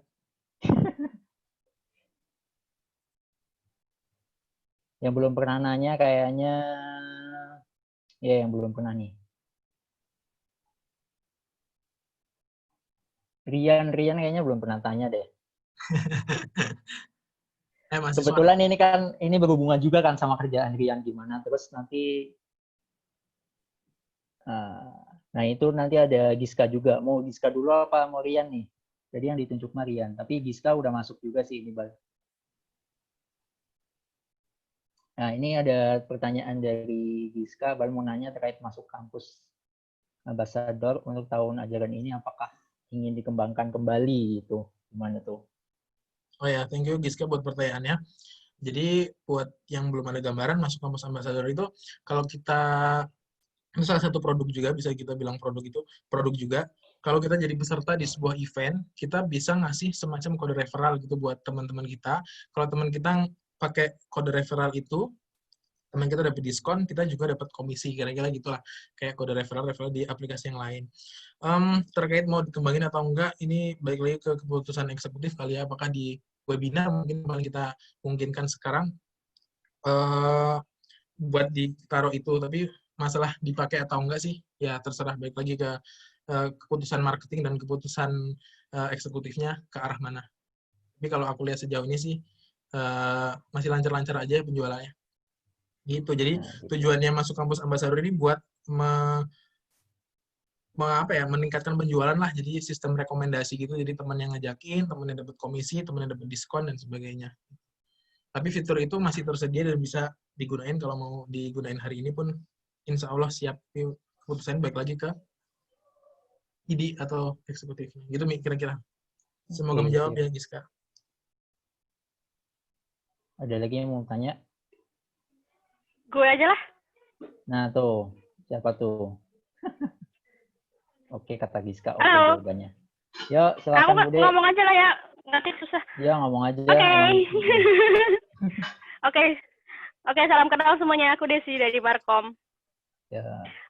Meskipun aku bukan secara langsung Markom tryout UTBK masuk kampus ya, tapi aku kan juga megang DM masuk kampus. Nah, beberapa kali sering banget orang-orang anak TO terutama itu ngechat ke masuk kampus tentang, Kak ini aku kok ngeklik ini gini-gini, ya komplain lah ya. Ngeklik misal ngeklik ini kok langsung ke close, atau ini gimana sih Kak, aku daftar dan segala macam gitu. Nah, apakah selama ini terutama kan Iqbal ya, tim web dev gitu, itu tuh udah melewati tadi yang design thinking ya, atau emang ini hanya kira-kira aja, oh kira-kira nyamannya gini nih, aku harus gimana ya gitu, ngerti nggak? Ya, ngerti Bude.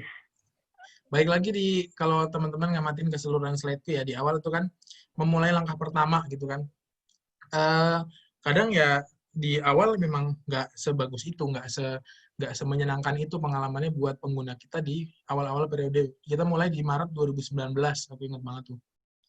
Tapi seiring berjalannya waktu ya, kita terima tuh masukan-masukannya. Oh Kak, ini kurang ini, pembayaran kok error terus, atau Kak tambah fitur ini dong, dan sebagainya. Itu membuat produk kita terus berkembang. Mungkin ada beberapa aspek yang masih dikeluhkan pengguna ya, baik lagi ke itu tadi ya, ada effort impact diagram tadi itu. Jadi kalau memang masih jauh lebih banyak pengguna yang nyaman dengan fitur ini misalnya, atau dengan flow yang ini, ya udah kita pakai terus aja, karena impact-nya nggak akan terlalu besar dibandingkan dengan effort-nya misalnya. Jadi banyak pertimbangan ketika kita membuat keputusan di pengembangan produk ini, gitu sih Bri. Jadi kalau jawab nggak? Kalau ada komplain, kalau komplain itu belum kejawab, ya mungkin di diagram yang tadi belum masuk ke high effort, ya low effort dan high impact. Jadi prioritasnya aja mungkin belum masuk. Iya, iya sih. Iya, mungkin ke depan kira-kira apa lagi Bal nih gebrakan buat masuk kampus? Gebrakan apa ya?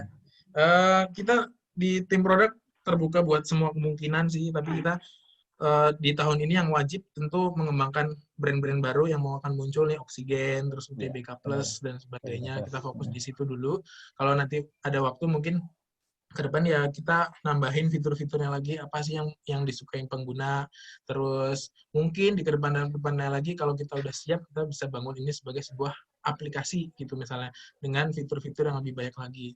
Tapi ya tentu dengan ya tadi yang udah aku paparin ya, dengan kita memikirkan decision making-nya gimana, terus kita kita pertimbangkan apakah ini masih align sama produk-produk kita yang lain, dengan visi misi kita ke depan, dan tentunya dengan sumber daya kita yang ada. Kira-kira gitu. Oke, siap. Udah kejawab ya, Bude ya? Mantap. Semoga nanti ini ya ada tim UI UX. Ya, itu mantap lagi ya. UI UX dan lain sebagainya. Oke. Amin. Udah semua ya teman-teman, karena waktunya juga udah habis. Jadi kalau misalkan teman-teman yang masih punya pertanyaan bisa aja tuh langsung chat ya, via WA juga nggak apa-apa, DM juga nggak apa-apa. Silahkan aja kalau misalkan masih ada yang belum paham terkait materinya gitu juga. Oke, mungkin itu aja ya dari pemaparan materi dari Mas Iqbal. Mungkin selanjutnya ada beberapa hal yang mau disampaikan sama Bu Yola. Ya, betul. Dan siapa sih? Iya, lanjut. Oke, thank you Fahmi. Bentar aja sih ini info singkat aja, beberapa hal mau aku sampaikan. Tolong diperhatikan. Yang pertama, ini masih terkait sama produk ya yang tadi dijelasin Iqbal. Nah, kita kan ada web ini ya, web karyawan kan yang amigos.masukkampus.com. Nah, aku mau infoin di situ udah ada menu baru namanya menu pengembangan diri. Jadi seperti yang sebelumnya udah pernah aku sampaikan tentang kalian boleh banget ikut atau ngajuin seminar atau pelatihan yang pengen banget kalian ikutin yang relate sama pekerjaan kalian atau skill kalian ingin bertambah atau pokoknya tentang itu. Nah, kalian boleh ajuin di sana. Jadi di sana ada beberapa formnya gitu, kayak form pengajuan cuti. Dan di sana kalian isi aja. Pokoknya kalau misalnya kalian mau ikut, tinggal diisi. Nanti akan aku sampaikan dan diajukan ke KUGI. Terus nanti kalau misalnya emang ada biayanya, nanti kalau misalnya emang disetujui, nanti bakal di-cover. Baik dari pelatihannya, maupun kalau misalnya emang itu membutuhkan akomodasi berupa transportasi atau penginapan, itu juga bisa gitu. Tapi kan kalau saat ini kan nggak mungkin ya karena lagi corona, jadi mungkin webinar-webinar aja. Nah itu kalau misalnya emang berbayar, itu bisa gitu di cover. Yang penting diajukan dulu aja. Itu yang pertama. Terus yang kedua, nah ini nih, di share screen sama Iqbal. Nih pengembangan diri, thank you Bang udah membantu. Jadi di web pengembangan diri ini, di web amigos.masukkampus.com ini, ada menu baru nih pengembangan diri. Jadi Masuk Kampus peduli dengan pengembangan skill dan kapasitas kalian gitu. Jadi kalian bisa mengajukan pelatihan yang menurut kalian bermanfaat untuk mengembangkan. Jadi kita butuh beberapa data yang emang relate sama si pelatihannya itu, kayak waktu, terus dia online apa offline, namanya apa gitu.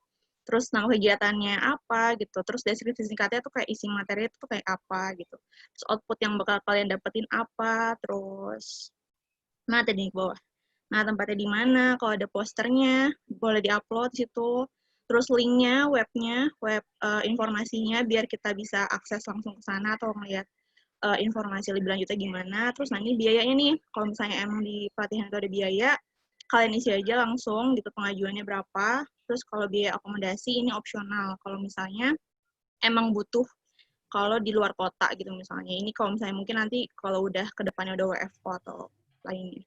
Gitu. Jadi jangan lupa dimanfaatkan fasilitas ini untuk kalian, terutama kan sekarang lagi ini ya, maksudnya lagi corona pasti banyak banget webinar-webinar, nah itu manfaatin aja gitu. Yang pertama. Terus yang kedua, untuk pengajuan cuti setelah dievaluasi ini teman-teman banyak banget yang pengajuan cuti itu mendadak, jadi kayak baru H-1 banget, baru baru ngajuin gitu, baru bilang, terus belum diacaca juga sama si supervisornya gitu. Pokoknya banyak banget prosesnya. Nah untuk itu aku sama Iqbal pun ngevaluasi ngupdate menunya. Jadi di form cuti mulai sekarang itu kalian nggak bisa mendadak lagi. Jadi cuti itu hanya bisa diajuin H-3 sesuai dengan yang aku instruksikan sebelumnya ya. Jadi H-3. Jadi kalau misalnya mungkin kalau sekarang mau ngajuin berarti 3 hari ke depan baru bisa kalian cuti. Seperti itu. Terus di sini juga nih pengajuan harus diajukan paling lambat 3 hari sebelum hari pertama cuti. Terus di atasnya juga nih di rekap cuti sekarang udah ada menu tambahan. Ini kayak cuti tahunan berlaku sampai dengan, terus cuti lembur karena sampai saat ini masih belum ada kebijakan sampai kapan cuti lembur ini akan berlaku, jadi masih kosong. Dan cuti bonus itu karena ini cuti bonus itu dari ini ya, dari bonus Lebaran kemarin, jadi itu cuti bonusnya berlaku 1 tahun sampai nanti mau Lebaran lagi gitu. Nah ini sebenarnya baru di-update untuk berlaku sampai kapannya, jadi masih template per 30 September. Nanti mungkin akan aku update setelah ini. Jadi nanti bakal kalian bisa lihat sampai kapan masa berlaku cuti itu. Seperti itu. Itu 2 menu untuk ini ya, web Amigos. Terus untuk Sensation. Sensation itu besok aku mau infoin, tolong di note semuanya. Besok kita bakal ada Sensation lagi jam 10. Sama kayak biasa ini jam 10. Tapi pematerinya tuh dari eksternal gitu. Jadi kita mendatangkan namanya Pak Rudi. Pak Rudi ini adalah dosen dari LSPR, terus dia udah pengalaman di HRD selama 25 tahun, terus dia juga punya sekolah kindergarten school di Jakarta, dan dia punya startup komunitas pencari kerja dan customer service itu namanya Jixi kalau kalian tahu di Instagram. Nah, beliau nanti bakal mengisi sensation kayak gini gitu, jadi kalian bisa dapat insight baru dari eksternal gitu, karena kan selama ini kita insight-nya dari internal juga gitu kan, dari masuk kampus. Nah, besok banget di jam 10, itu bakal ada pemateri dari Pak Rudi. Materinya itu apa aja, jadi kayak tentang, ini secara general aja, nanti mungkin besok lebih dijelaskan lagi sama moderatornya ya. Ini lebih ke skill tentang apa sih yang dibutuhkan gitu di perusahaan di masa depan. Terus kita juga bisa sharing tentang HR, terus juga tentang customer service. Bahkan kita ini ya, apa namanya, customer service banget gitu kan, melayani banget peserta itu seperti apa. Nah, itu kita bisa sharing sama beliau. Dan kita juga bisa sharing budaya kerja di perusahaan besar itu seperti apa, karena kan beliau udah 25 tahun juga kan di perusahaan-perusahaan sebagai HR. Gitu. Terus selanjutnya, sensation yang Rabuan ini, dengan berat hati, minggu depan itu kayaknya bakal jadi Rabuan terakhir. Ya. Itu bakal diisi sama siapa lah, ada ya seseorang. Itu bakal jadi Rabuan terakhir karena itu kan pas ya akhir September, karena kita Oktober itu udah mulai padat, jadi kayaknya Rabuannya ini bakal nggak ada lagi gitu, tapi kita tetap bakal ngedatengin dari eksternal, tapi untuk waktunya itu per bulan aja. Jadi nanti bakal aku announce per bulannya kapan kita bakal sensation lagi, dan itu pematerinya dari eksternal. Eksternal, oke. Ya, pokoknya nanti bakal aku infoin, dan pastinya pematerinya juga kita pilih yang bagus-bagus dan terbaik lah. Seperti itu. Oke, itu aja sih mungkin info dari aku. Dan terakhir, sesi terakhir ini ada tambahan ya, sharing session terakhir banget, karena kemarin kita habis kena bom. Suatu hal yang di luar dugaan. Mungkin nanti lebih lanjut bakal di-sharingkan oleh Kak Yoga. Mana Yoga nih, udah hadir? Yoga sama Kak Eka nih. Iya, halo. Iya, mungkin boleh di-sharing. Aku langsung ini aja ya, lanjut ke kalian aja, boleh, silahkan. Oke, terima kasih Yola kesempatannya. Mohon maaf teman-teman. Jadi ini sesi tambahan di luar yang ada di skrip. Jadi kemarin seperti kita ketahui kan kita sempat ada boom syakalaka terkait akun Instagram kita. Tapi sebelumnya aku bakal share screen terlebih dahulu ya. Nanti juga bakal ada tambahan juga dari Kak Eka kalau misalnya nanti penyampaian aku ada yang kurang gitu.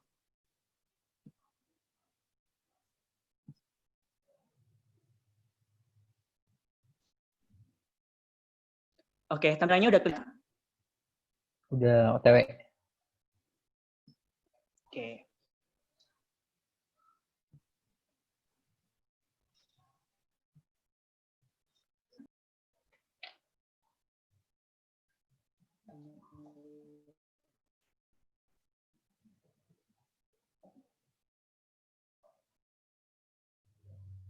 Bahan tentang hacker Instagram. Jadi kemarin itu kita akun Instagram dari MK Group, salah satu brand baru yaitu Oksigen, sempat dihack juga. Dan kita pengen tahu sebenarnya apa sih yang terjadi dan bagaimana prosesnya sampai akhirnya Instagram Oksigen kemarin bisa ke-hack gitu kan. Dan alhamdulillah informasi terbaru juga akun Instagram Oksigen sudah kembali, lagi proses pengembalian dan saat ini sudah berada di tangan hacker yang kita andalkan untuk mengembalikan akun tersebut. Dan prosesnya insya Allah membutuhkan waktu seminggu dan mohon doanya semoga segera cepat kembali juga sehingga proyek kita juga tidak terkendala gitu. Jadi memang untuk saat ini hacker Instagram itu banyak banget sebenarnya untuk medianya. Cuman di sini aku bahas yang memang lagi hype yang memang lagi hype banget dan lagi banyak banget digunakan, yaitu melalui media phishing link. Nah, media phishing link itu kayak gimana sih? Aku next ya.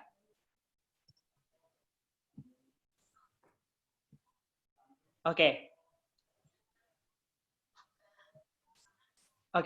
Jadi media phishing link ini, hacker ini sistemnya mengirimkan link. Tapi linknya ini link bodong, bukan resmi dari akun Instagram, bukan resmi dari Facebook, bukan juga resmi dari officially Instagram ataupun Facebook gitu ya. Dan mereka menyampaikannya melalui beberapa media. Yang pertama yaitu melalui DM Instagram, yang kedua melalui WA, dan yang ketiga melalui email. Dan kita, admin Markom maupun PD itu banyak sekali menerima phishing link seperti ini gitu. Sebenarnya phishing link ini dibedakan menjadi dua, yaitu dibedakan berdasarkan lokasi pembuatan link ini, gitu kan. Jadi ada link yang memang dibuat dari orang luar negeri, ada link yang dibuat oleh orang lokal. Nah, bedanya di mana?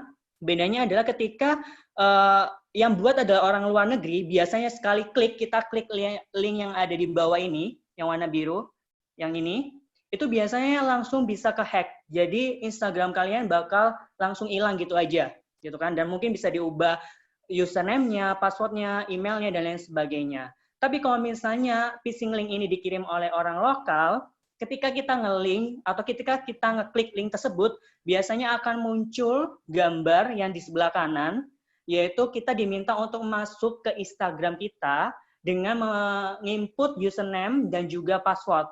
Dan tampilannya persis dengan tampilan Instagram. Jadi ini yang dibuat oleh orang lokal gitu kan. Dan strategi yang kedua yaitu biasanya mereka akan akan menyasar psikologi kita. Jadi informasi yang mereka sampaikan adalah seolah-olah akun Instagram kita kena ban atau enggak akun Instagram kita mendapatkan centang biru gitu kan atau verified gitu. Dan otomatis siapa sih yang nggak seneng kalau misalnya kita dapat verified gitu kan? Siapa sih yang nggak seneng? Siapa sih yang nggak panik kalau misalnya akun kita ke-ban, padahal kita sebenarnya nggak melakukan apapun gitu kan? Jadi si hacker ini sasarannya itu mengelola psikologis kita supaya kita panik, supaya kita senang, sehingga kita tidak bisa berpikir secara jernih gitu kan? Akhirnya kita melakukan klik link phishing link ini kayak gitu. Nah, informasi yang perlu disampaikan atau perlu yang diperhatikan kalau misalnya kalian nanti mendapatkan phishing link, yang pertama yaitu pihak Instagram itu tidak mungkin menghubungi user via DM. Tidak pernah ada kejadian Instagram, dan Instagram juga sudah mengumumkan bahwa mereka tidak pernah menghubungi user via DM gitu kan.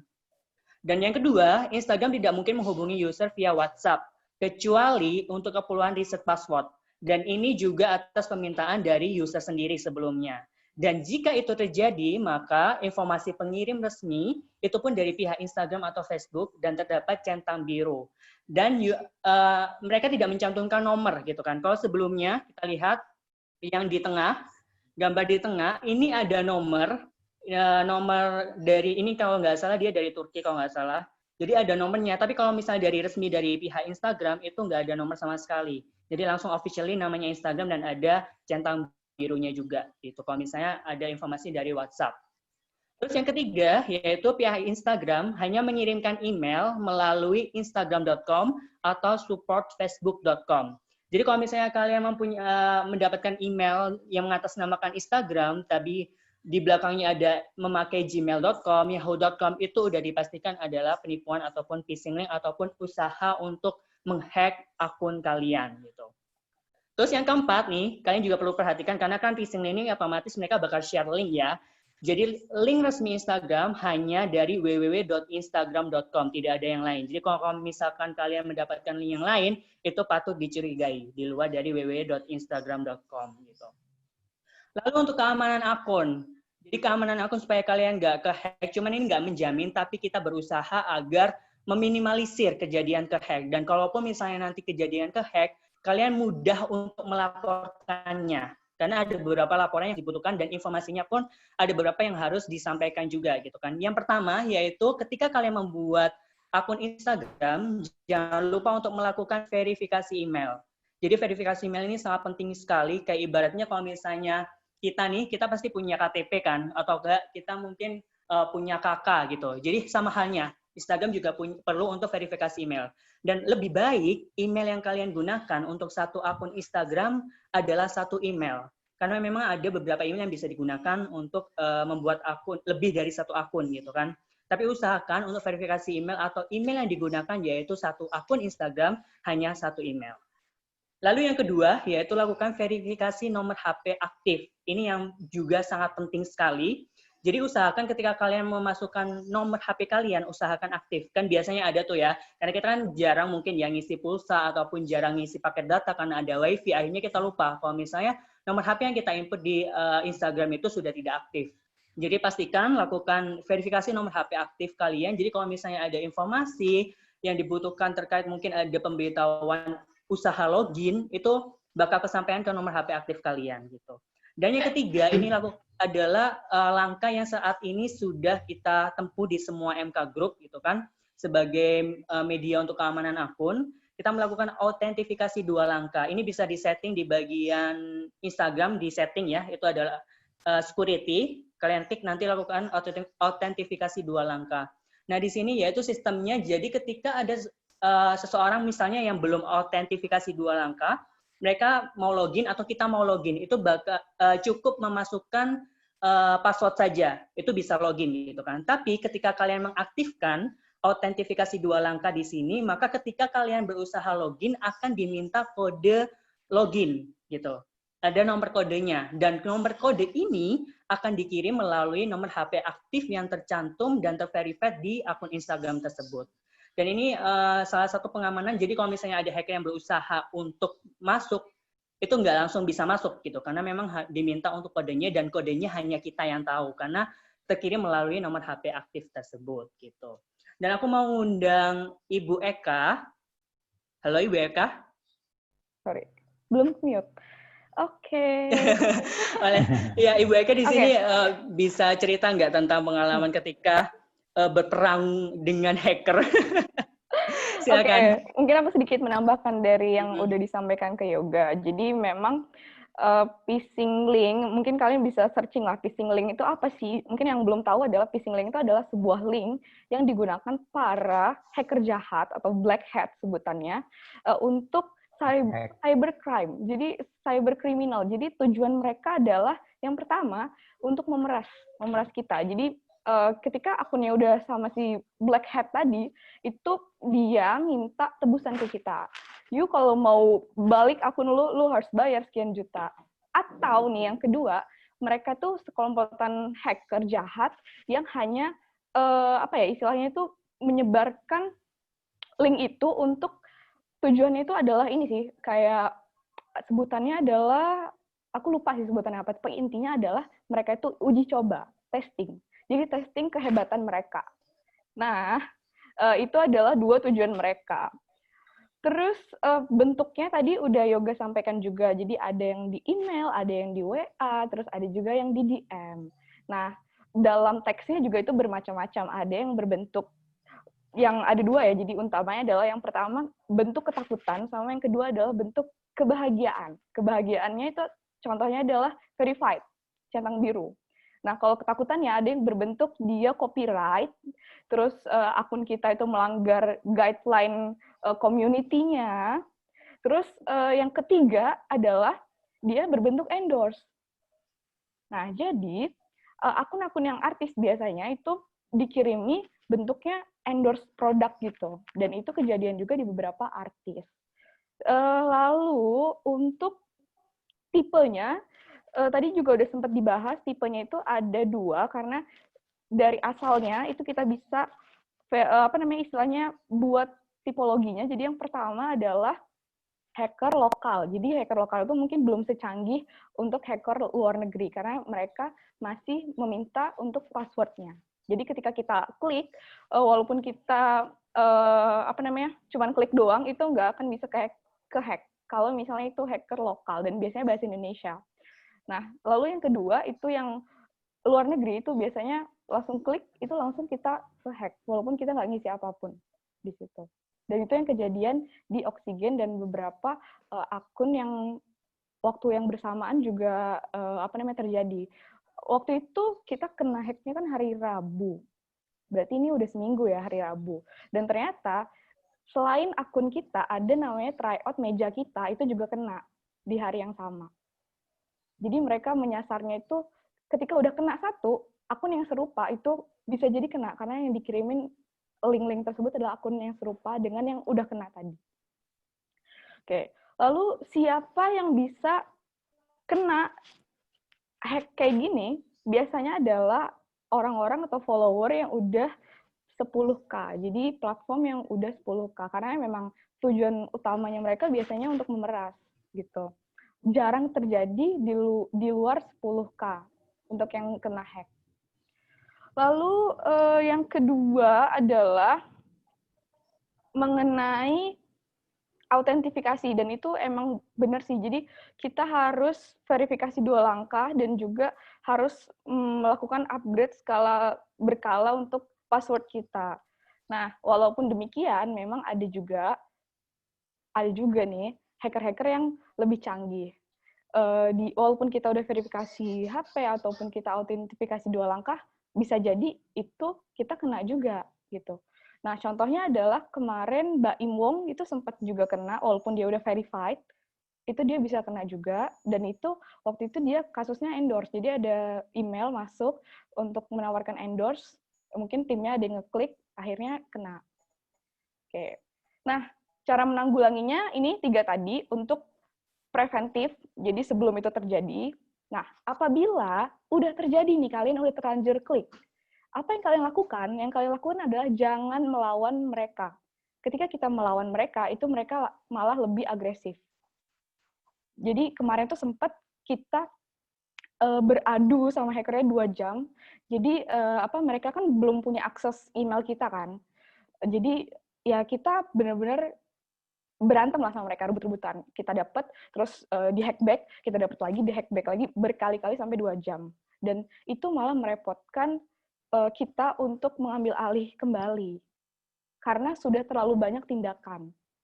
Nah, makanya kalau misalnya udah terlanjur klik, itu kalian biarkan aja, kalian segera mencari hacker yang bisa membantu kalian. Jadi harus yang melawan adalah hacker sesama hacker. Jadi kalau hacker jahat terus ngelawan kita, itu udah pasti kita kalah. Dan itu jadi merepotkan kita. Gitu. Terus sudah itu, cara mencari hacker yang bisa bantu kita. Itu agak sulit. Karena di internet itu ada sih beberapa jasa yang menawarkan bisa untuk hackback, bisa untuk recovery your account. Tapi kita nggak tahu nih, kita nggak kenal mereka, bisa aja mereka juga jahat. Karena ada kejadian juga yang dia punya website dan terlihat profesional sekali. Ternyata ketika kita udah menghubungi mereka, mereka minta bayaran duluan. Kita udah bayar, akun kita nggak balik. Itu penipuan. Gitu. Jadi benar-benar harus cari yang istilahnya terpercaya banget. Dan kebetulan kalau misalnya kalian nanti baik itu akun kalian sendiri maupun akun orang-orang yang kalian kenal, itu kalau misalnya terhack, kalian bisa hubungi namanya Ifnu-Frill. Ini aku chat ya. Ifnu_Frill. Nah, ini insya Allah dia terpercaya. Dan untuk biayanya itu cukup mahal sih untuk follower yang di atas, ya pokoknya dia hitungannya per follower. Jadi dari follower 0 sampai 1000 itu Rp100.000. Jadi kalian kalikan aja. Kalau misalnya kemarin Oksigen kan 26.000 follower, berarti sekitar 2,6 juta. Can you imagine kalau misalnya itu terjadi di masuk kampus yang followernya hampir 1 juta? Berapa juta yang harus kita bayar? Gitu. Jadi hati-hati secara preventif tadi, lakukan verifikasi 2 langkah dan jangan klik link apapun. Dan yang kedua, kalau udah terjadi, jangan lakukan tindakan apapun. Otomatis sih akun kalian bisa balik, tapi kalau misalnya kalian lakukan tindakan terlalu banyak, itu jadi makin lama untuk proses ambil alihnya. Contohnya Oksigen, karena kemarin udah 2 jam kita beradu dengan si hackernya, itu kita pemulihan tuh sekitar 2 minggu. Gitu. Jadi makanya selama 2 minggu ini, mungkin sebulan kali ya, sebulan, itu kita pakai akun baru. Seperti itu untuk pemasaran produk kita. Mungkin itu aja sih kalau dari aku. Teman-teman kalau ada yang mau ditanyakan, bisa tanyakan ke aku atau ke Yoga mengenai phishing link. Iya, benar. Jadi memang ini buat pelajaran kita semua, karena memang sebenarnya kita sudah memikirkan bahwa pasti akan ada hacker yang menghack Instagram kita gitu kan. Dan ternyata memang kejadian baru sekarang gitu. Dan semoga kita bisa mengambil pelajaran dan hikmahnya juga. Jadi kita lebih aware lagi, lebih hati-hati lagi terhadap informasi yang disampaikan mungkin via DM, email, WhatsApp. Dan pastikan kalian mempunyai critical thinking. Jadi jangan sampai ketika kalian menerima informasi, kalian terima gitu aja, tapi kalian pastikan juga ke teman-teman kalian, mungkin yang satu divisi, siapa tahu mereka mempunyai pengetahuan tentang hal tersebut gitu ya. Dan itu aja sih sharing session yang tambahan ini gitu kan, sharing session dadakan ini, dan semoga bermanfaat dan juga membuka mata kita untuk lebih hati-hati dalam menggunakan sosial media, apalagi ini sosial media bukan pribadi gitu kan ya, sosial media yang menyangkut perusahaan gitu kan, apalagi masuk kampus memang basisnya adalah platform media. Ketika kita memang, kita nggak bisa bayangkan sih, dan kita juga nggak berharap masuk kampus ke hack gitu kan, kita nggak bisa memikirkan itu gitu kan, dan semoga jangan sampai, dan dengan adanya ini kita bisa lebih hati-hati. Itu sih, terima kasih teman-teman, saya kembalikan ke Yola atau Fahmi. Fahmi. Oke, Oke, udah Fahmi, selesai ya, silakan. semuanya nggak ada yang disampaikan lagi kan? Udah cukup. Udah, oke. Diaktifin dulu kameranya, biar gantengnya kelihatan, cantiknya kelihatan juga. Kita bakal foto ya, guys.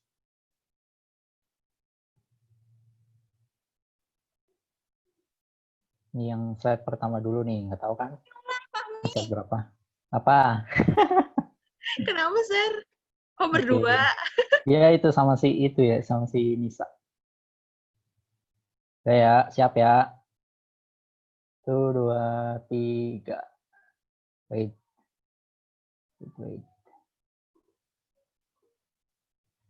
Maybe.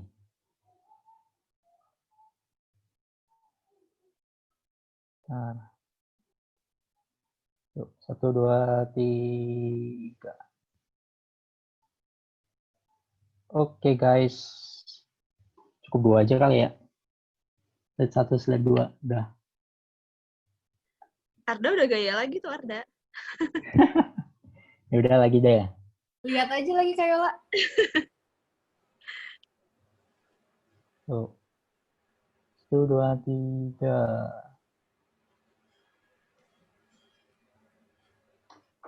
Kali lagi. 1, 2, 3. Udah foto sama gue mah. Oke, sudah. Terima kasih atas waktunya. Semangat, tetap jaga kesehatan. Tetap patuhi protokol kesehatan ya. Jangan lupa jaga kesehatan. Cukup sekian dari saya dan Iqbal dan juga teman-teman yang lain. Semoga bermanfaat. Thank you teman-teman ya. Makasih banyak, Fahmi. Ya, Assalamualaikum warahmatullahi wabarakatuh. Waalaikumsalam warahmatullahi wabarakatuh. Jangan lupa besok join lagi ya. Yuk.